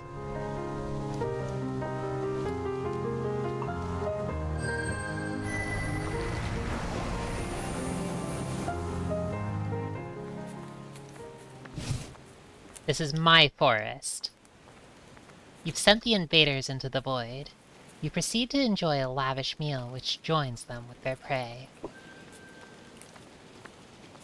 Your actions are earning you a reputation as a fierce survivor among the kin. I like that. Even if they did not live to return to their hive, however, others of their kind may deduce what transpired here and seek to eliminate the threat posed by you. This is the first time we've really fought them in, like, a dance of destruction. Throw them off your scent? Most Drakk know little of the tailless in their way. You, however, are different. You begin by digging a large hole in the ground some distance away and bury the bodies there. Even if they find them, they will not imagine that a Drakk would do something so tailless as to bury empty shells.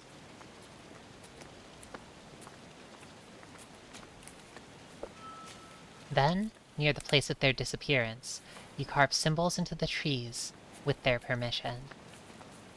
I like that a lot. That's awesome. Which resemble the shapes of the figures and faces you have seen the no-tails bowing down before when carved on stones and other things. Interesting. Your plan is a success. It seems they assumed that, whatever happened to their hunters, it was the beings they worship who were responsible, and not only do they send no retribution, they avoid that part of the spirit wood completely. Wow, Genius is so smart! You've defended your territory and sidestepped all consequence thanks to your unusual understanding of your opponents. Perhaps word will spread of your cleverness, but it is enough to know that you've ensured the health of your lands and your own prosperity at the same time. The kin love it when we fucking murder humans. They think it's awesome. I don't think it's so bad, personally. It looks like we're getting close to getting level 7 in fire and air, and I think that once we have those, it might be worth trying to go back to the, Spirit Wood. This game is really cool, isn't it? I really, really love it. I'd like to talk with the All-Mother again.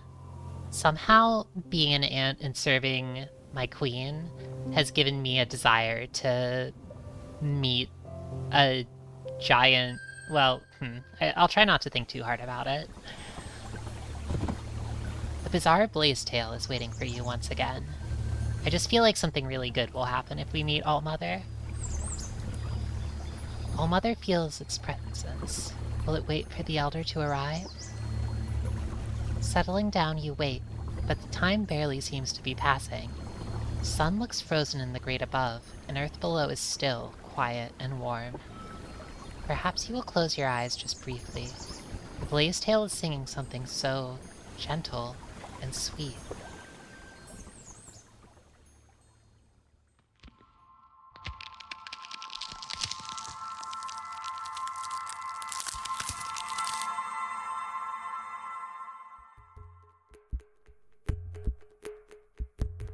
Are we another one of these little stinkers again? Alright, whatever.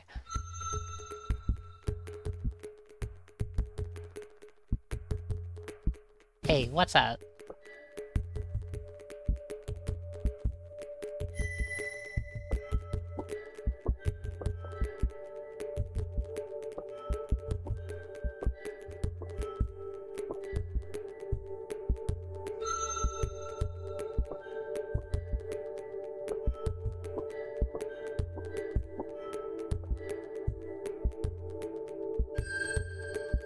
This is a little bit tricky.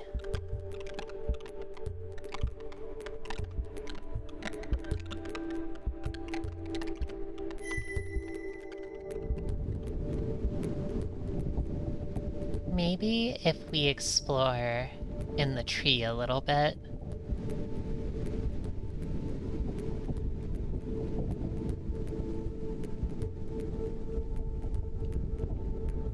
We might have to do the Dance of Destruction again with a little berry bug.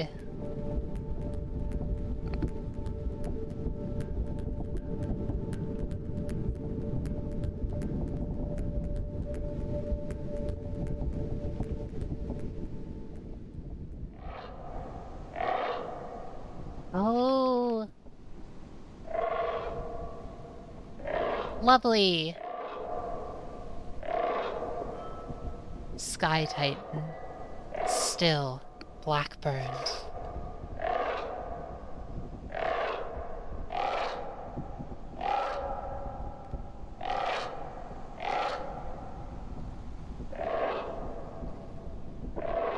Sun staring.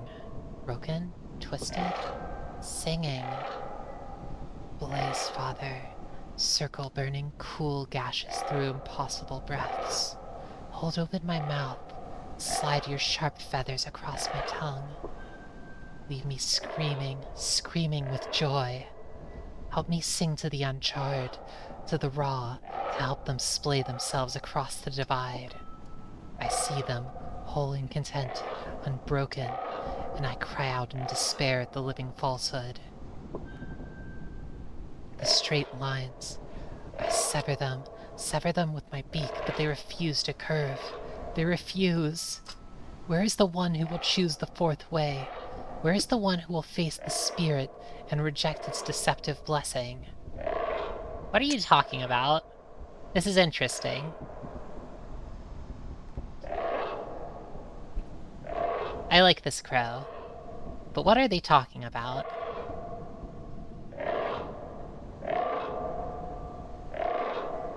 You open the way for me, but I do not wish to enter, only to be swept inside helplessly. I wish to rub myself against her feathers, her scales, hanging burning in the nothing. Those who know the truth, that the Father on high is but a mote of tailskin. Those who discover the four numbers and open the door. May they be forever broken, but never unite again. I'm saving this for later. This sounds important.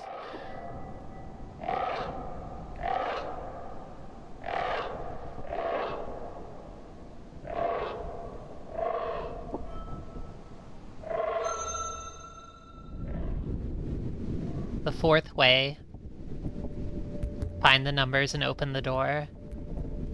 Well, maybe it'll be important one day.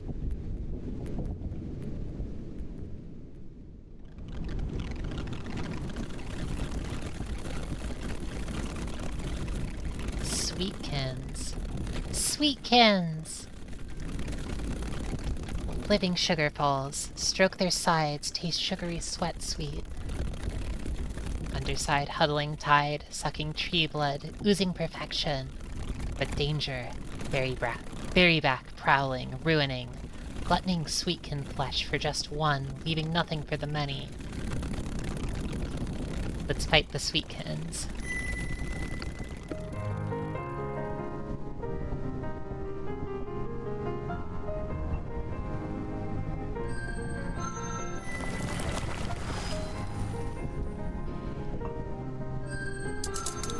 Oh, that's unfortunate.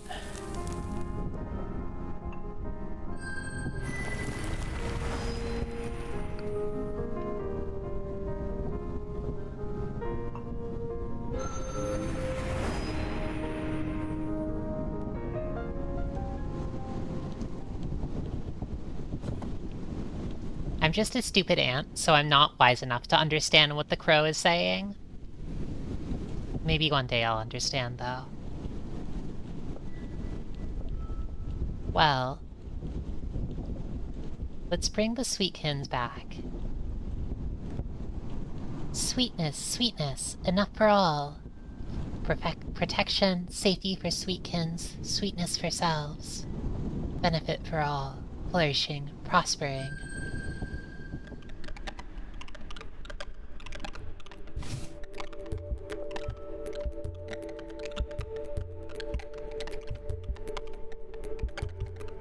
We can go back, right? Don't we want to take them to the queen?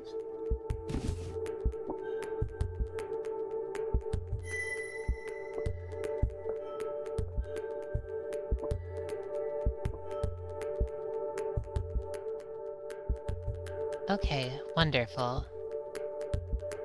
So we need food and water.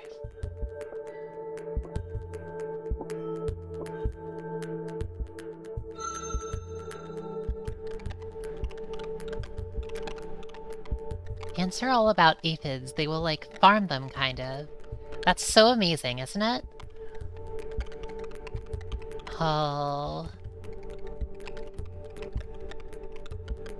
You know, I actually don't know much about ants myself. They're kind of... I guess I haven't really paid them very much attention. They're mostly underfoot. But that's really splendid. Stroke sweetkin sides. Sweet comes out. Joy. Drink, drink, joy, energy, love. Oh, that's delicious. I bet that one of these, or that each of these will, like, probably lead to something that's needed. Maybe this will lead to water?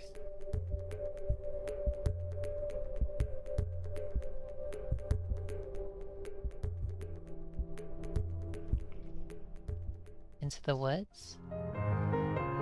Oh, I don't like this.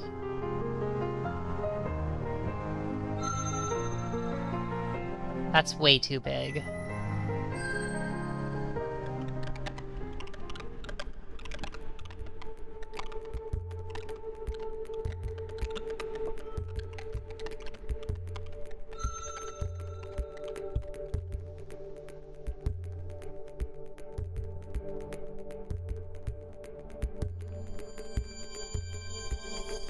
Alright.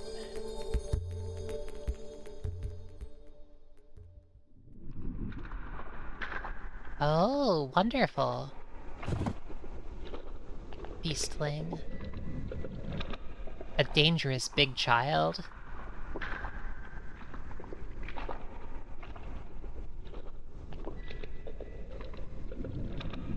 Also juicy plant egg behind.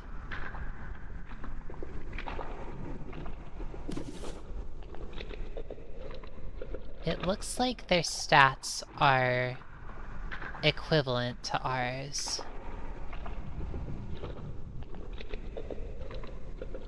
I bet we could take them. No, I meant to fight them. Let's go back. Let's fight them.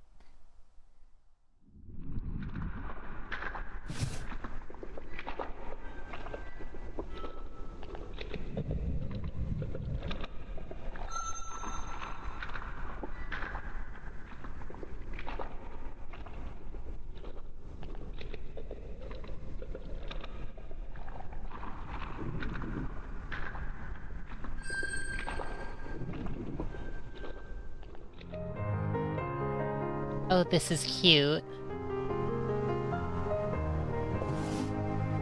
Wow! Maybe those clan singers are onto something, you know? Pretty good. Hands together strong.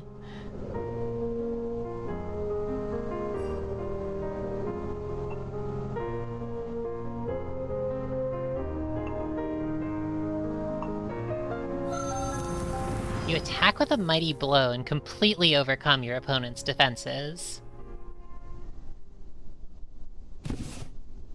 We're eating big tonight.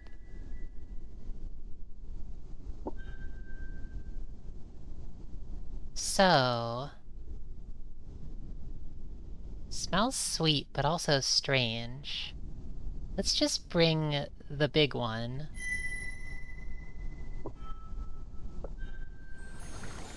And so the Long-Ear begged the Mightykin to protect it, and seeing its own hopes and fears mirrored in the tiny fur beast, the Drakh agreed. It could not bear to see it torn apart by the sharp teeth and claws of the Blazetail. Turn away, O Blazetail. This Long-Ear is under my protection. There shall be no destruction this sun, said the gentle Drakkin. You lie, said the Blazetail bravely to the giant one. I myself am close to destruction. I feel the breath of the void upon my neck. It has been many suns since I ate.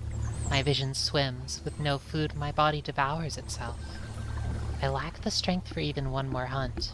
If the Long-Ear lives, I shall die. I am created an eater of flesh. My belly cannot hold leaves or grasses. It is not my choice to destroy, but rather my nature, which comes from great sun above and great earth below. Therefore you lie. If you protect this Long-Ear, then you shall surely destroy a Blazetail. As surely as if you yourself had eaten me, you shall. And if you do not protect it, I shall destroy it, for I must. Life is good, and I must survive and create before I perish. This sun shall see destruction, as it has already seen it uncountable times. turn away from this and from the infinite tragedies which occur in this beautiful and tragic world. The weight of life and of its shadow side is too great for anyone to bear, even a great kin. And having thus sung, it fell silent. The noble Dropkin pondered this in its heart. Blaze Tail was not wrong. To save some means the certain death of others who depend upon their flesh for survival. And it saw itself in the Blaze Tail as much as it saw itself in the Long Ear. More, perhaps, because it too was a hunter, and had already destroyed countless beings to survive. "Oh, Blaze Tail," said the Dropkin, "I will not be your destruction. You are as true and as beautiful as the Long Ear. In your swiftness, your sharpness, I see myself. I am you, and you are I."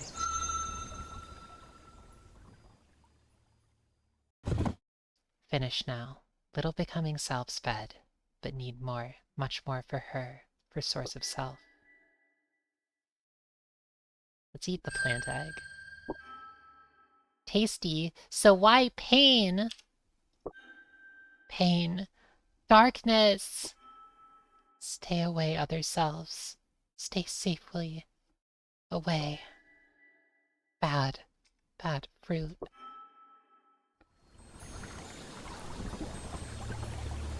They died. Slowly, you open your eyes and yawn. Alright, whatever.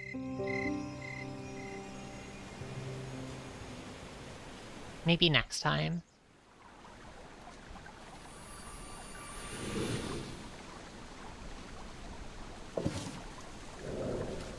We got to level 7 of fire, so we're getting really close.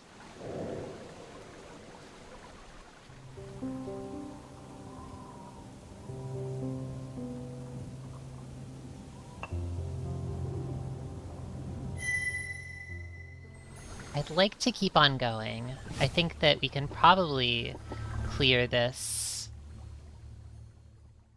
little scenario pretty soon.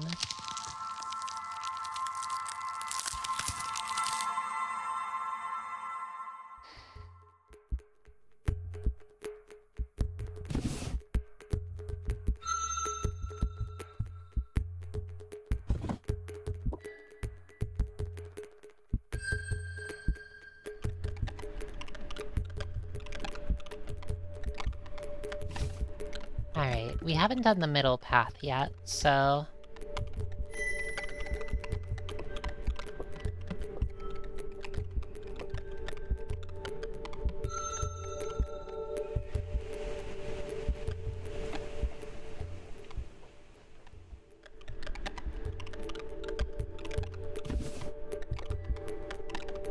So I'm not entirely sure whether, we actually completed the bit with the big caterpillar. I think we probably did, but...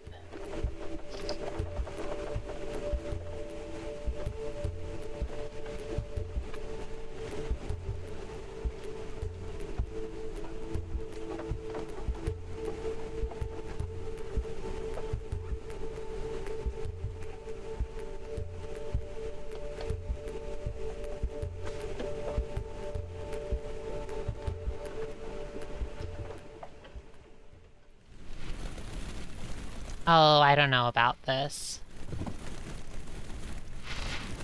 Smell panic, desperation. Big women are cool, and ganging up is awesome too. It's true. This has been very instructive to a young kin. Armorling, selves in danger. Feel their pain, their fear. Only two selves, armorling large and hungry. No time to fetch more. Make three and dance? Or escape as one? I don't know if we're strong enough to really fight this one. I feel like we're looking for water still. Creator self is more. Creator self is most. Creator self can make more selves. Ignore the cries, the overtaking on existence. Keep helping. Keep searching. Keep moving. I really wonder What is it like to be...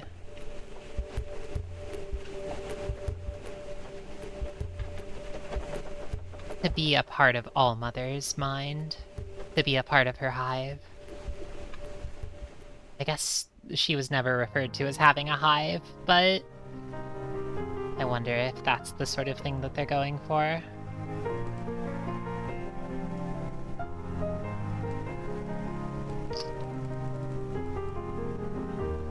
This little stinker.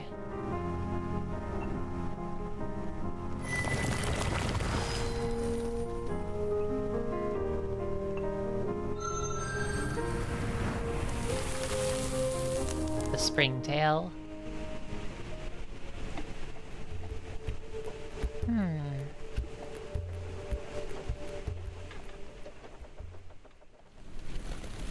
Oh, you again.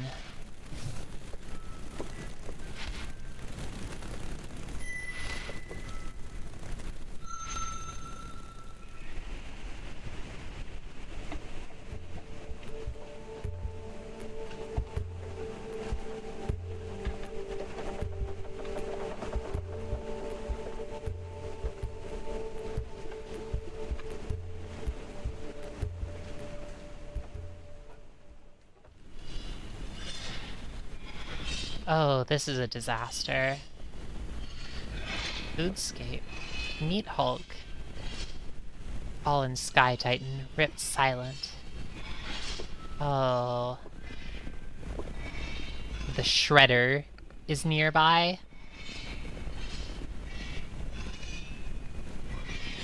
Let's leave. We are not fighting a praying mantis. Praying mantis.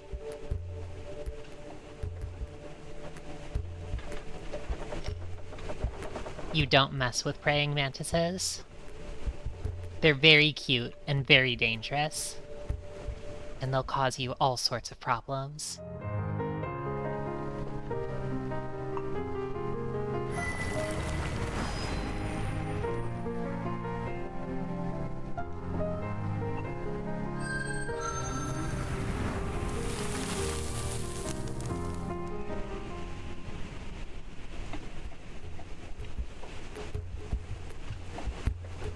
I think we already went this way. I didn't really map this bit out, so I'm not entirely sure. I think this way we haven't gone yet.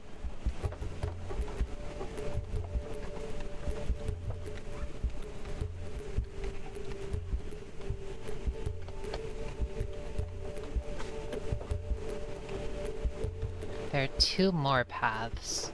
Does this one lead to where we already went? Oh, I'm not messing with that.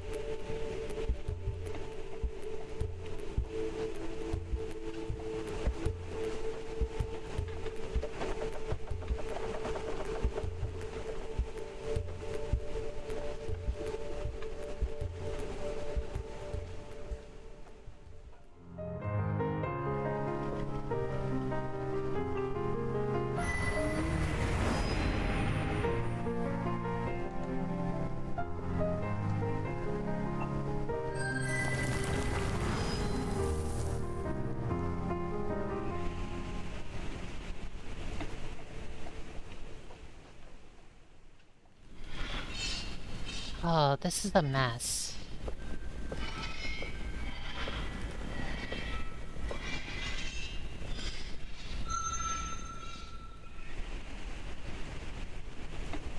I'm not really sure. Is there somewhere that we didn't reach yet? I think maybe this way?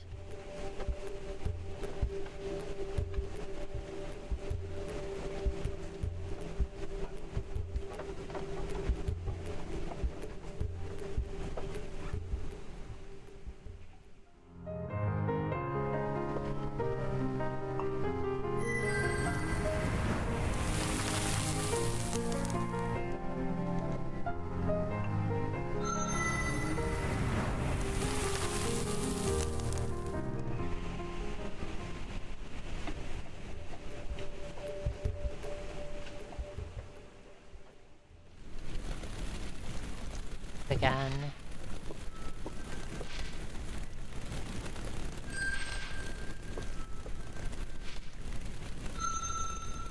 What I'm a little confused about is I thought that we already had food. So aren't we looking for water? Maybe I should go back and...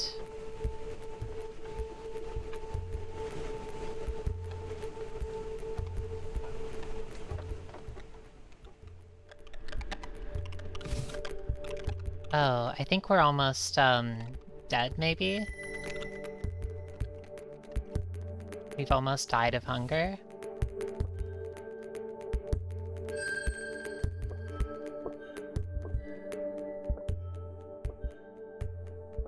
Oh, huh. So the food didn't actually reach her. That's unfortunate.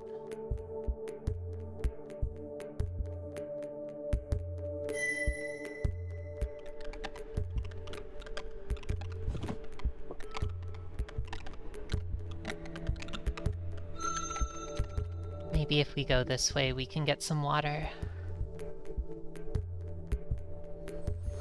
Oh, we died of starvation. That's unfortunate. I would really like to complete this, funny little adventure here, but...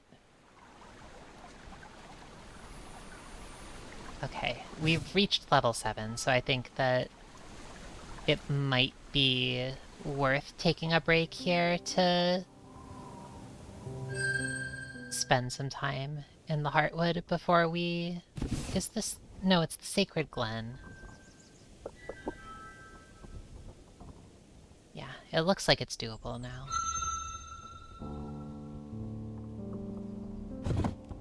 You alight before the tree. Humbly you fold your wings, bow your head, and surrender your pride as you enter the chamber between the roots.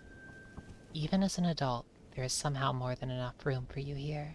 You lie down and close off your senses one by one, until your body is perfectly still, save for the thrum of the rhythm.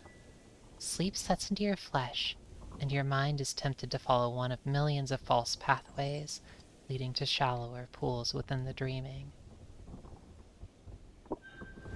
But from air you've learned intelligence and self-expression. Fire you've learned passion and strength. From water you've learned flexibility and perspicacity. And from earth you've learned humility and fortitude. You cannot be distracted or deceived. Your way cannot be barred. Temptation is powerless before your hard-forged will. Poised in the center, you abide. Multiplicities and distinctions fade as the many become four, and four becomes one. Oh, it's you again. My sweet Pang. Greatest of those who push Earth towards completion, hunter of your own heart. Your body and essence are nearly full wrought. In you are etched the numbers, and painted are the signs. Before you lay 3 paths. They are the paths trod down by the great ones of your people. Choose a path, and receive from me a mighty gift, that you may walk with beauty upon your way.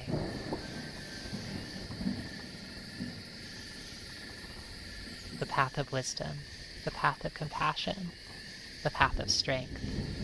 My sweet Fang is really nice, isn't it?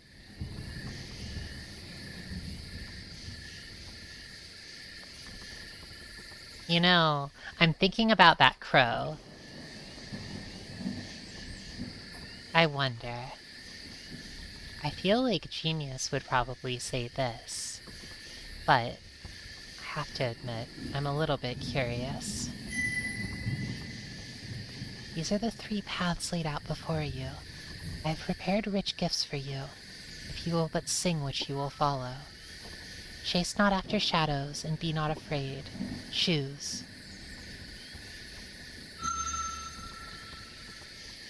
Are you so proud that you would reject the answers found by those who have survived turnings beyond your imagination? Do you desire difference for its own sake? Are you caught in a thought trap such as the no-tails fall into, in which you sacrifice so much for nothing but assurance of your own uniqueness, your own superiority? If you turn from the three, you shall receive no power from me, my Fang.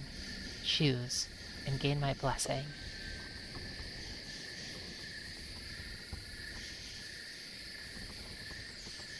I'm being a little contrarian here. Even though genius is wise, I'm still quite foolish. I don't actually understand the fourth way. And yet, from what I know about the others, from what I know about the paths the three elder dragons want to walk, I can't help but be a little bit curious.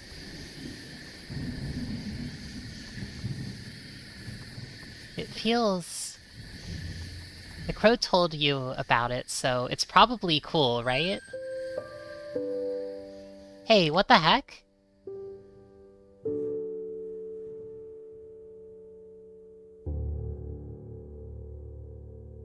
At last you see it. The fourth way, the dreaming door. Beyond it lies the greatest treasure. You're certain of nothing else, but that is enough. The voice of the spirit surrounds you. Only one who has walked all of the myriad pathways and gathered the 20 keys may challenge the dreaming door.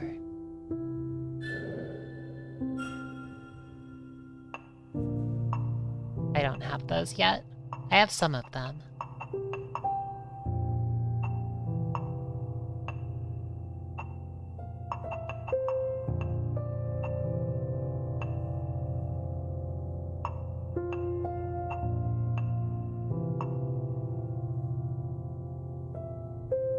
Maybe one day, though. No one Drak may tread all of the roads, gain all of the keys. But this is not your first life as a Drak, nor your last. Many times have you been created, and many times destroyed. Many are the realities which have been etched within your claw prints. When the 20 thin keys are yours, and the 10th degree of the four attained, the door shall appear.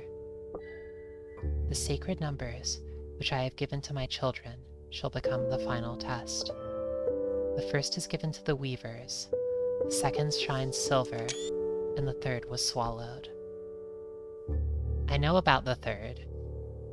The third was swallowed. It must be the crystal that our mother swallowed before she died. But as for silver and the weavers... Have we seen the weavers before? Outside of, you know, the funny All-Mother adventure? I'm not really sure. And I'm not sure if we've seen anything Wait a second.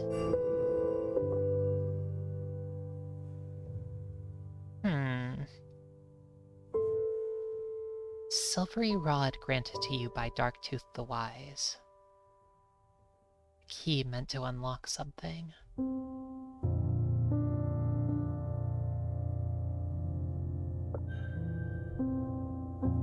Go then, and know that if you dare to transgress the dreaming door, you shall at last lose everything. You awaken much later.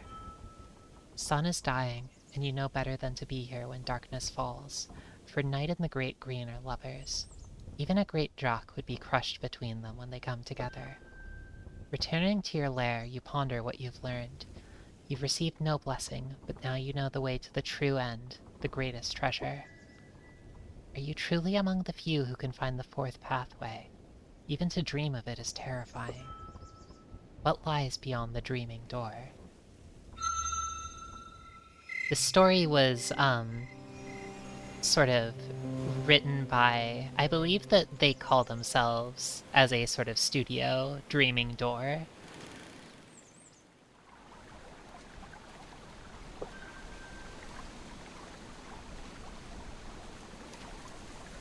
It's getting a bit late, but I'd like to see a little bit more of the story. Thank you all for coming out here on, even though I, delayed the stream by a little bit. It's been really, really nice to be able to share this with you for a bit. So, you know, thanks for coming, and share a little bit more before I sleep for the night. When did we meet the Weaver? Oh, I don't remember. Was this when we were very small, maybe?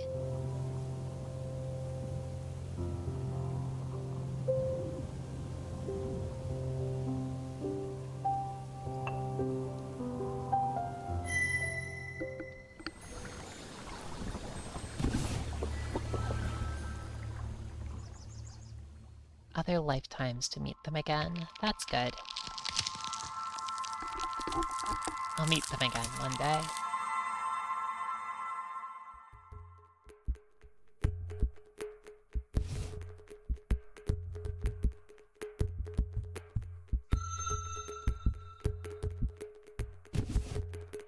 Okay, so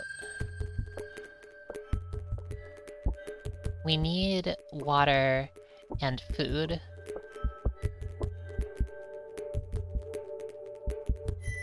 I thought that we got food from this path, but maybe not.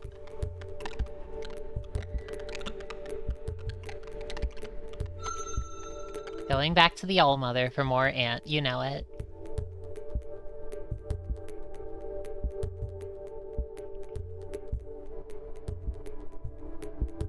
There must be some water out here, right?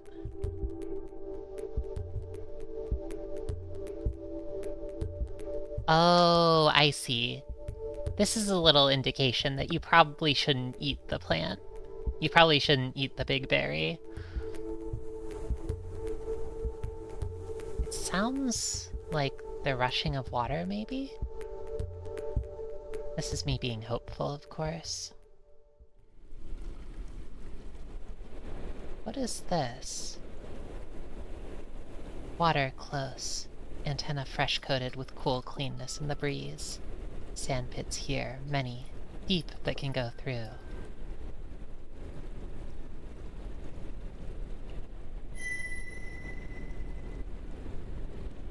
Throw what into the pit? One of your own legs will hurt.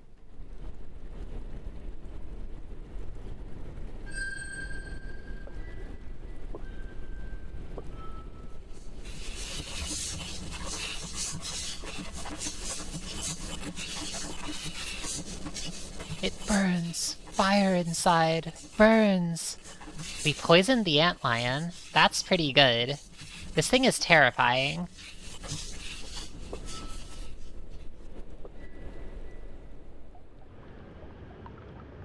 Well, you were able to cross. Water! The beautiful dragonfly. I love a dragonfly. This ant might not love dragonflies, but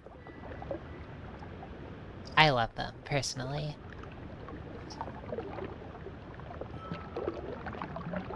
Pit now safe. Other selves will follow your path. Find water. This very small being is kin for now. Oh, this one. Is that who you mean?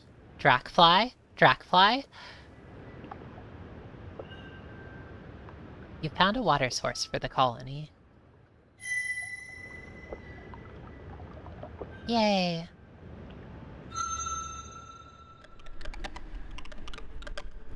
I think they're kin.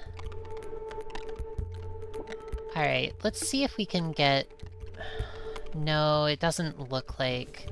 Somehow it seems like the big body of the, I forget their name. The caterpillar, was not enough to actually, like, feed anyone. Or maybe it was enough to feed the other, like...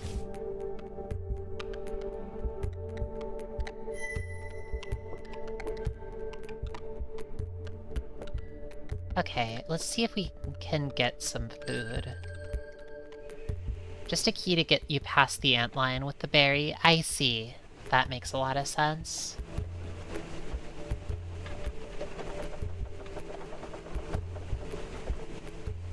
This is tricky, but... is what we need to do actually...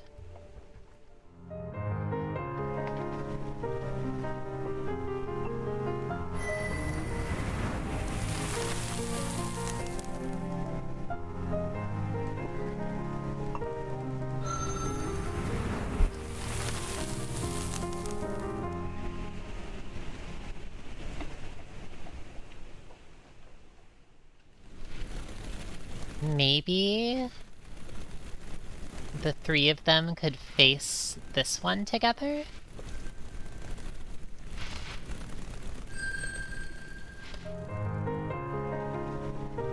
I don't think our odds are very good here, but...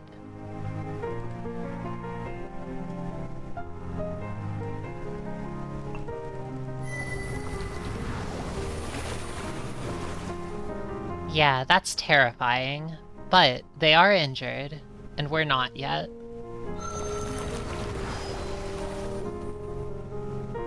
Oh, this is awesome. Ants together strong! Ants together strong!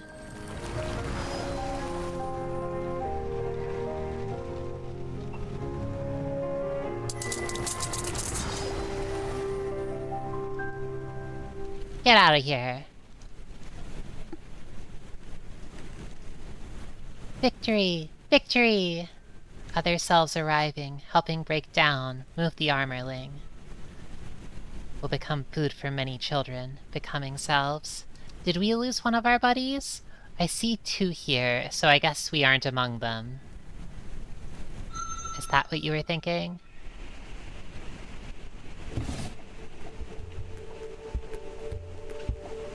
And was that enough food?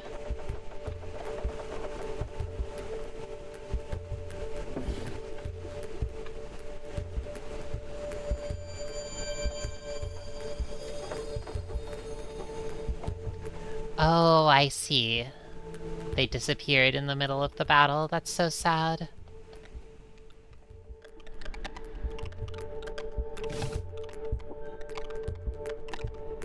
I think that probably that wasn't actually enough food.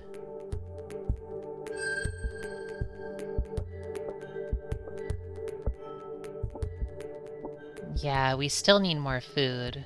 I'm not really sure why that didn't actually feed them. Maybe by surviving that battle we can actually fight the mantis, because I feel like a mantis should probably not be fought. Mantises are dangerous.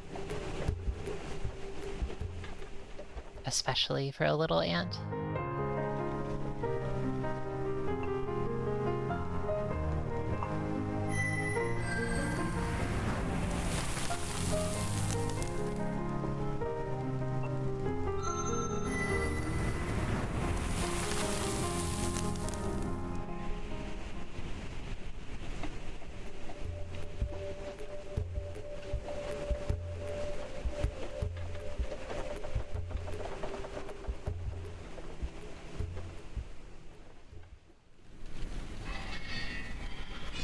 This looks like a mess, but maybe there's something else we can do here.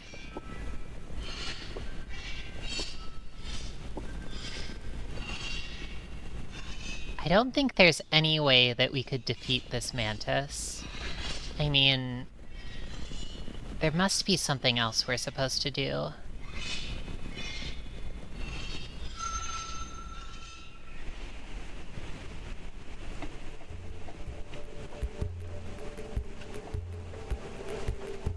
I just don't want to start another day and lose, like... I don't want to, like, die and then have to go for a whole nother day. Would feel a little bit sad.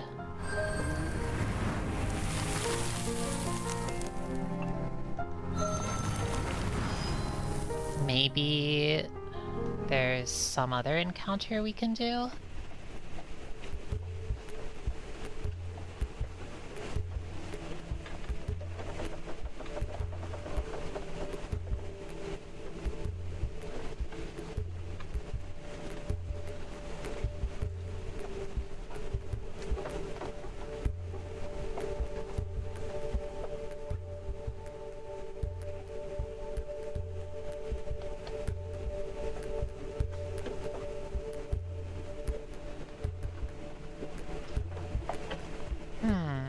don't seem to be able to click this. How do you go on ahead?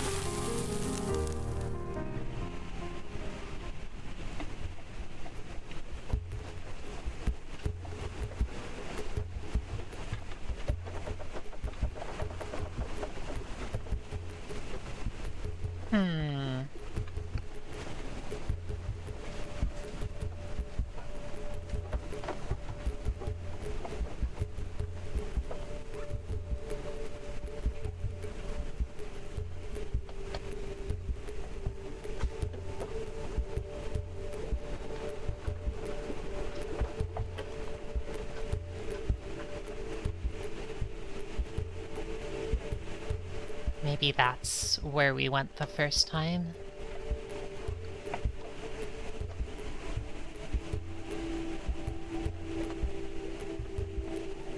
I don't seem to be able to keep on going from here.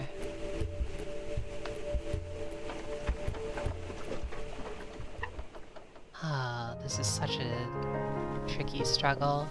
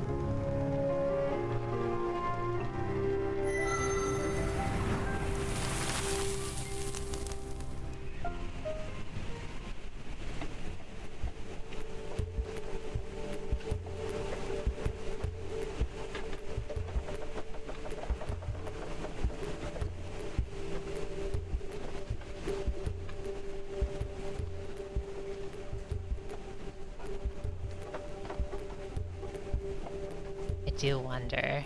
Marielle, do you know whether you can fight the mantis here?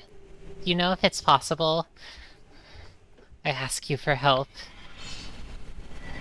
This is a little bit difficult, but I also don't want to die here. Okay, let's try going for it.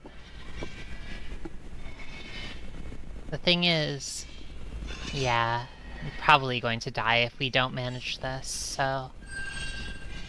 Deadly shredder, tall, thin, lonely body shaped to destroy. Dance alone? Fetch other selves? Oh, if we can fetch other selves, that's... fine.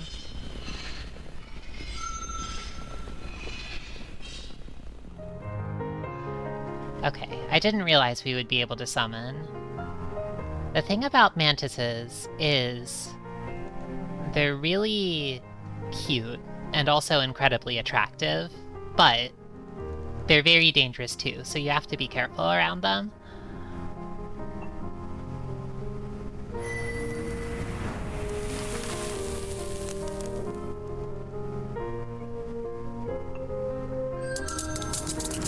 Ow!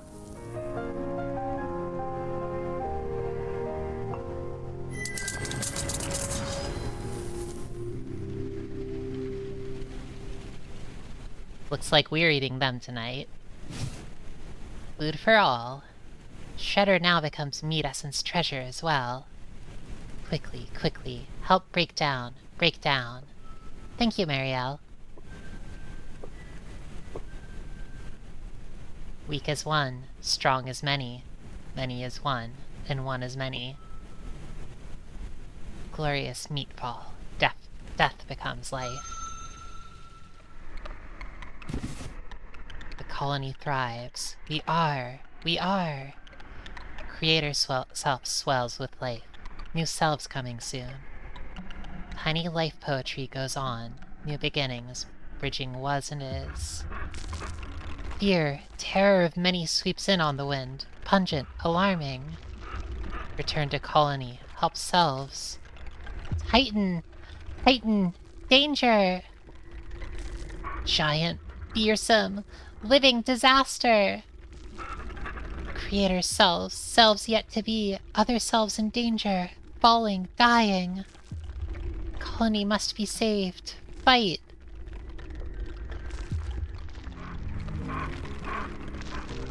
Oh, this is awesome. I love this.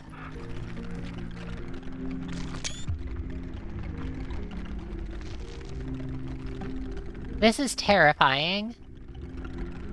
I feel like Genius's mind is being opened by this, but in a way that they probably never wanted to see. Power strike.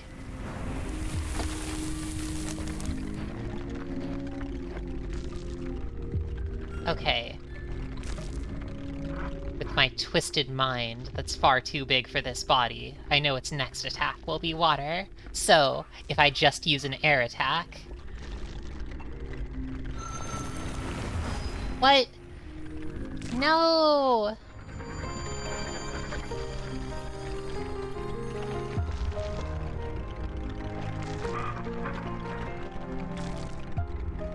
Alright.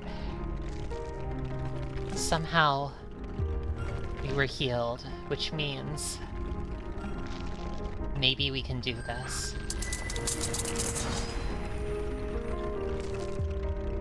Oh yeah. All is one. One or many.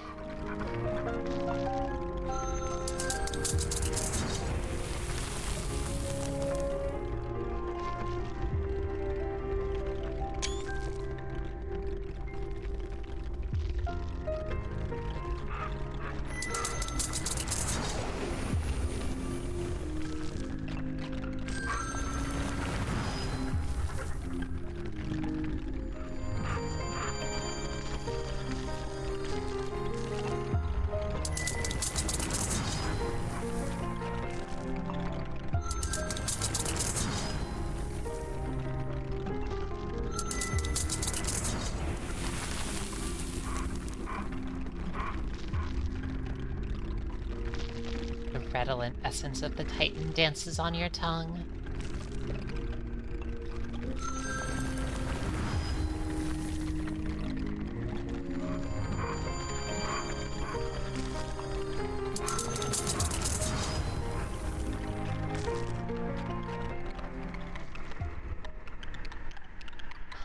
That was really lovely. Danced away. Colony is safe. Self-body wounded, broken, but still self. Other selves lift us up, carry us into the presence of her. Blessings, blessings infinite and eternal. We live, we spread, we dance, we endure. Rest now, lesser self, become still. Creator self scent washing over, drowning light, sound. Can rest now. Rest at last. Ah. Carried to place of beginnings. Face fading, sleep coming on, cool and deep. Body will be food for selves yet to be. Good, right, perfect. Love, we are one in truth, in eternity. Devour new selves. Take me inside. Become strong as we are and were and shall be forever. Love, forever.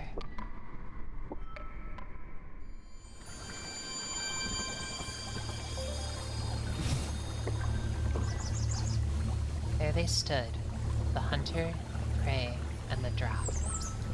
Seeing its own fears, its own essence, mirrored in the long ear, the Drakk could not allow the blazed tail to destroy it. In its mind, the Drakk was the long ear, and the long ear the Drakk. But the mighty kin had also learned that to save one was to doom the other, and it could not bear to see the blazed tail waste away and perish empty.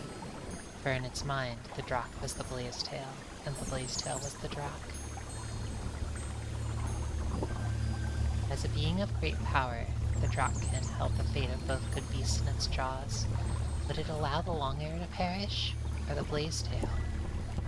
The dying breath of either would be as a twisting thorn for the Dropkin forever. At last, the kin made its fateful choice. It bared its blade teeth and sank them into flesh. Its own. It tasted its own essence, carved out a generous portion of its own body, tore it away, then placed it on the cool, good earth before the blaze-tail, and blessed it, and sang, "Take this, my flesh, O blaze-tail, that you may live and thrive, and you, long-ear, depart in peace, and partake of the endless green feast without fear. I've chosen a third way, and though my form is diminished, my innermost self, essence of essence, sings with joy and health. For I am you, and you are I, and we are one forever."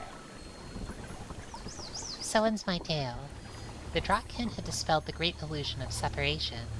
It had seemed that all things which appear separate are in fact part of a greater whole, the collective, eternal, and immortal. To all beings it encountered, it was as a loving creator, giving health, likes, blessing, and wisdom. All beings were as its own hatchlings, whether small or great. And so it was that the Drock was named by those it encountered. Nurturing birther creator of the great oneness, All-Mother. Every being met this dragon and were like, this dragon is my mom now. But not only is it my mom, it's everyone's mom. I think that's nice. At last, beloved, at last you come to me. A riot of scents fill the air, making you want to sleep, dance, and die all at once. Beneath the scars, beyond the illusions which cover you like scales.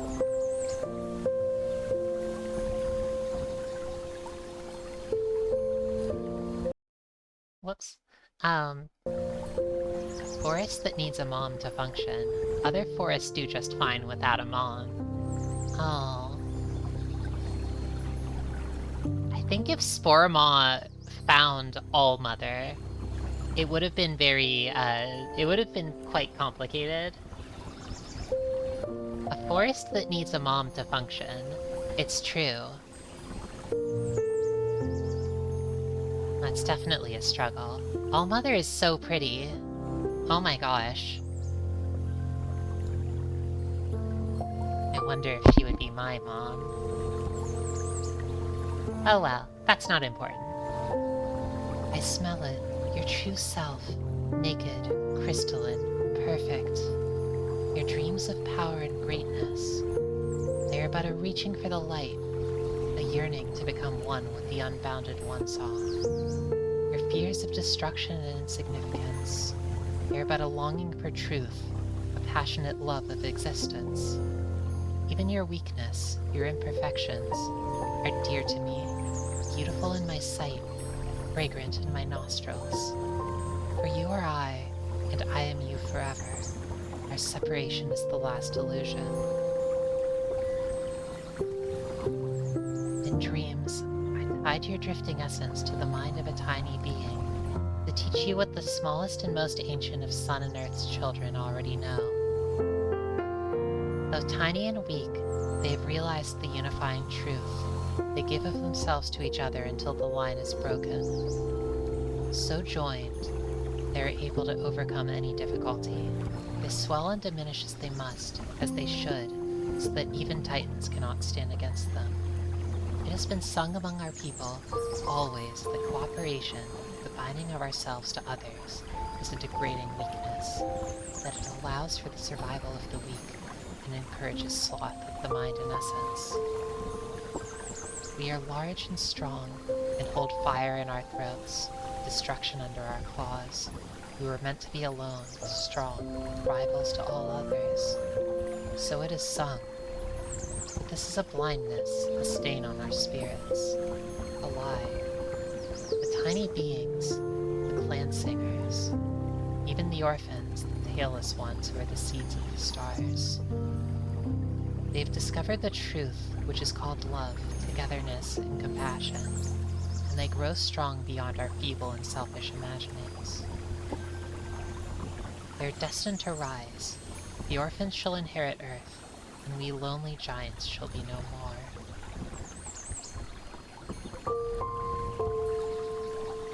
No! I don't want that! No matter how we thrash and scheme, time and the orphans shall dance us all to final destruction. Our pride has doomed us. To fight against this truth is fruitless, and to escape it is to abandon Earth and Sun in this blue-green world we love. But there is another way, a third way. Have you never dreamed of becoming other than what you are, my beloved? To sing with a new voice, soft and high. Feel the wind upon scaleless, featherless skin. To not merely seize treasure, but to craft them yourself with slender paws, holding patterns in your mind born from you and you alone. To know the safety and truth of joining with others of your kind, and achieving the impossible. I've gazed into the lost, abandoned souls of the orphans, and I've witnessed a terrifying beauty, potential which cannot be expressed. They are the future of Earth, and I believe that they can become we, that our two peoples, our ways, can at last become one, and together inherit the sphere which dances in the void. The time of reckoning comes quickly. Remember what you learned as a tiny being. Pride is the only true weakness. Hunt your pride as you have never hunted before. Slay it and devour it until nothing is left. And then stand with me at the end. Together, and only together, we can be whole at last, as we were always meant to be. We can transcend ourselves and become truly kin, not only to each other, but to all life. If only we believe, if we only love. How I yearn for you, my beloved, how I long for you. Becoming one in body would not be enough. May we become it one in essence, like streams which lose themselves in the distant sea and become it. Always and forever, may you be blessed.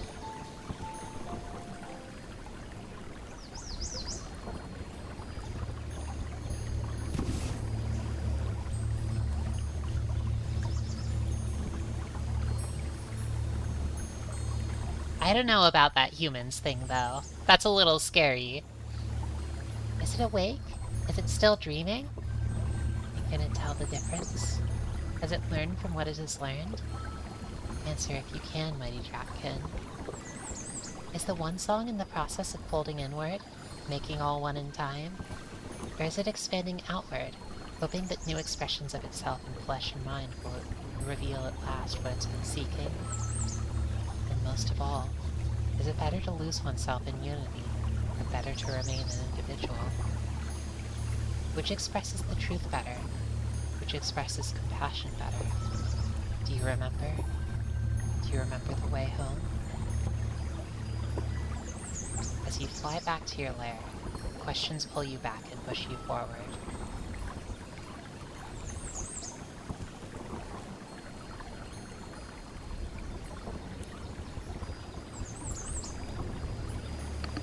You say that, but maybe one day the Tailless will even make games about getting to be dragons. Wait a second. This game was definitely made by a dragon, though. A Tailless couldn't have... Unless... Unless...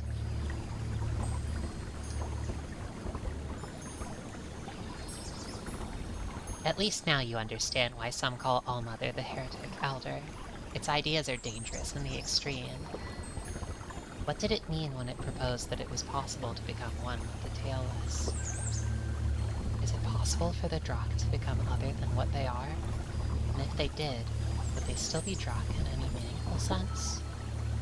Is the knowledge that one is also others compassion, the salvation of the Drakkkin, or doom? Perhaps the questions themselves are the answers. They are like great sun. To examine them too closely is to burn one's mind.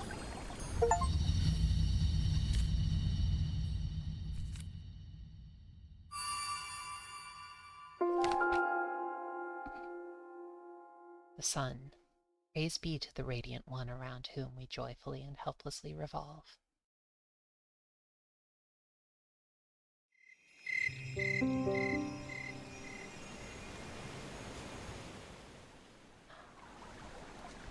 It feels so tragic. You know that... Oh, interesting. You can spend energy to know the future to a limited extent. Negate the power of an element. Oh, that's exciting.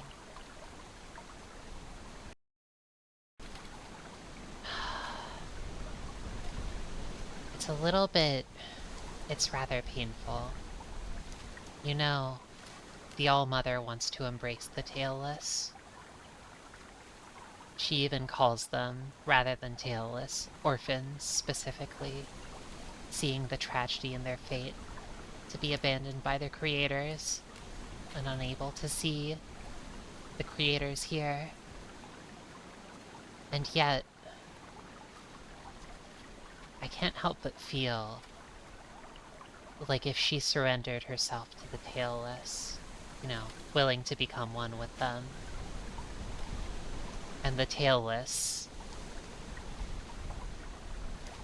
simply treated her as something to be consumed, you know, I have a feeling that somehow she might not see that as such a tragedy. She might say, well then, feast of my body, so that we may become one. I don't really want that, though. That seems like a pain. Of course, I'm just speculating. Who can say how things will go? But I feel at least like I understand her a little bit better.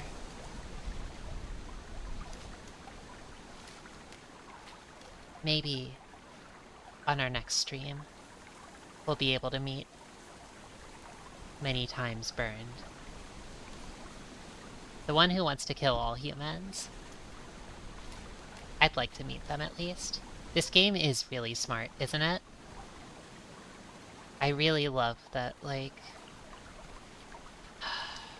I'm not sure how to describe this, but like... I mean, it's kind of like Darktooth's Trial of Wisdom, right? Like, you can see the beauty, the, like, truth, the, like, possibility in what, like, sort of everyone is saying, like, all of the lessons that every being in this world have to share, and that doesn't just include the animals, the, like, you know, non-kin, it includes the kin too, and yet, like, I feel like the more perspective you get, the more you can see the ways in which, you know, every one of them is also still sort of... Everyone is limited to one way or another.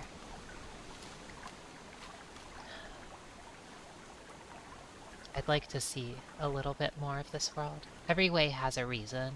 Exactly. And that doesn't mean that, like, a given way is wrong or anything like that. It just, you know, it developed the way it did. And maybe there's something to learn there.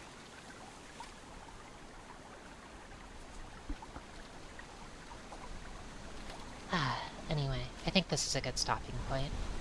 So, for tonight, that'll be it. Thank you so much for stopping by, everyone. It's been really, really lovely to have you, and I feel like, well, I don't know.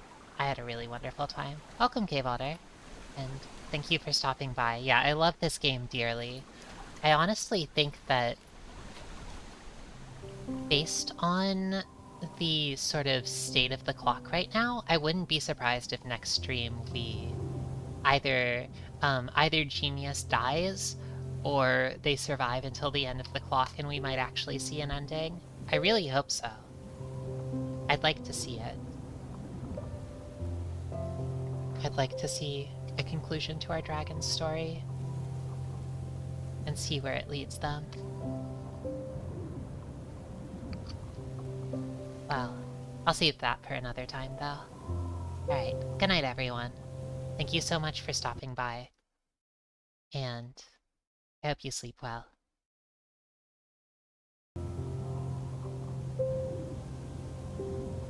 I wonder if there's anyone I could raid this late.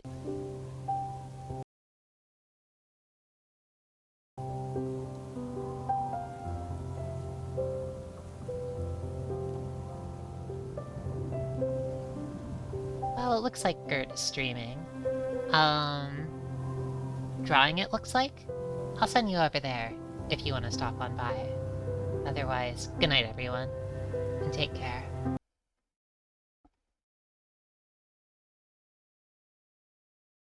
Do, do, do.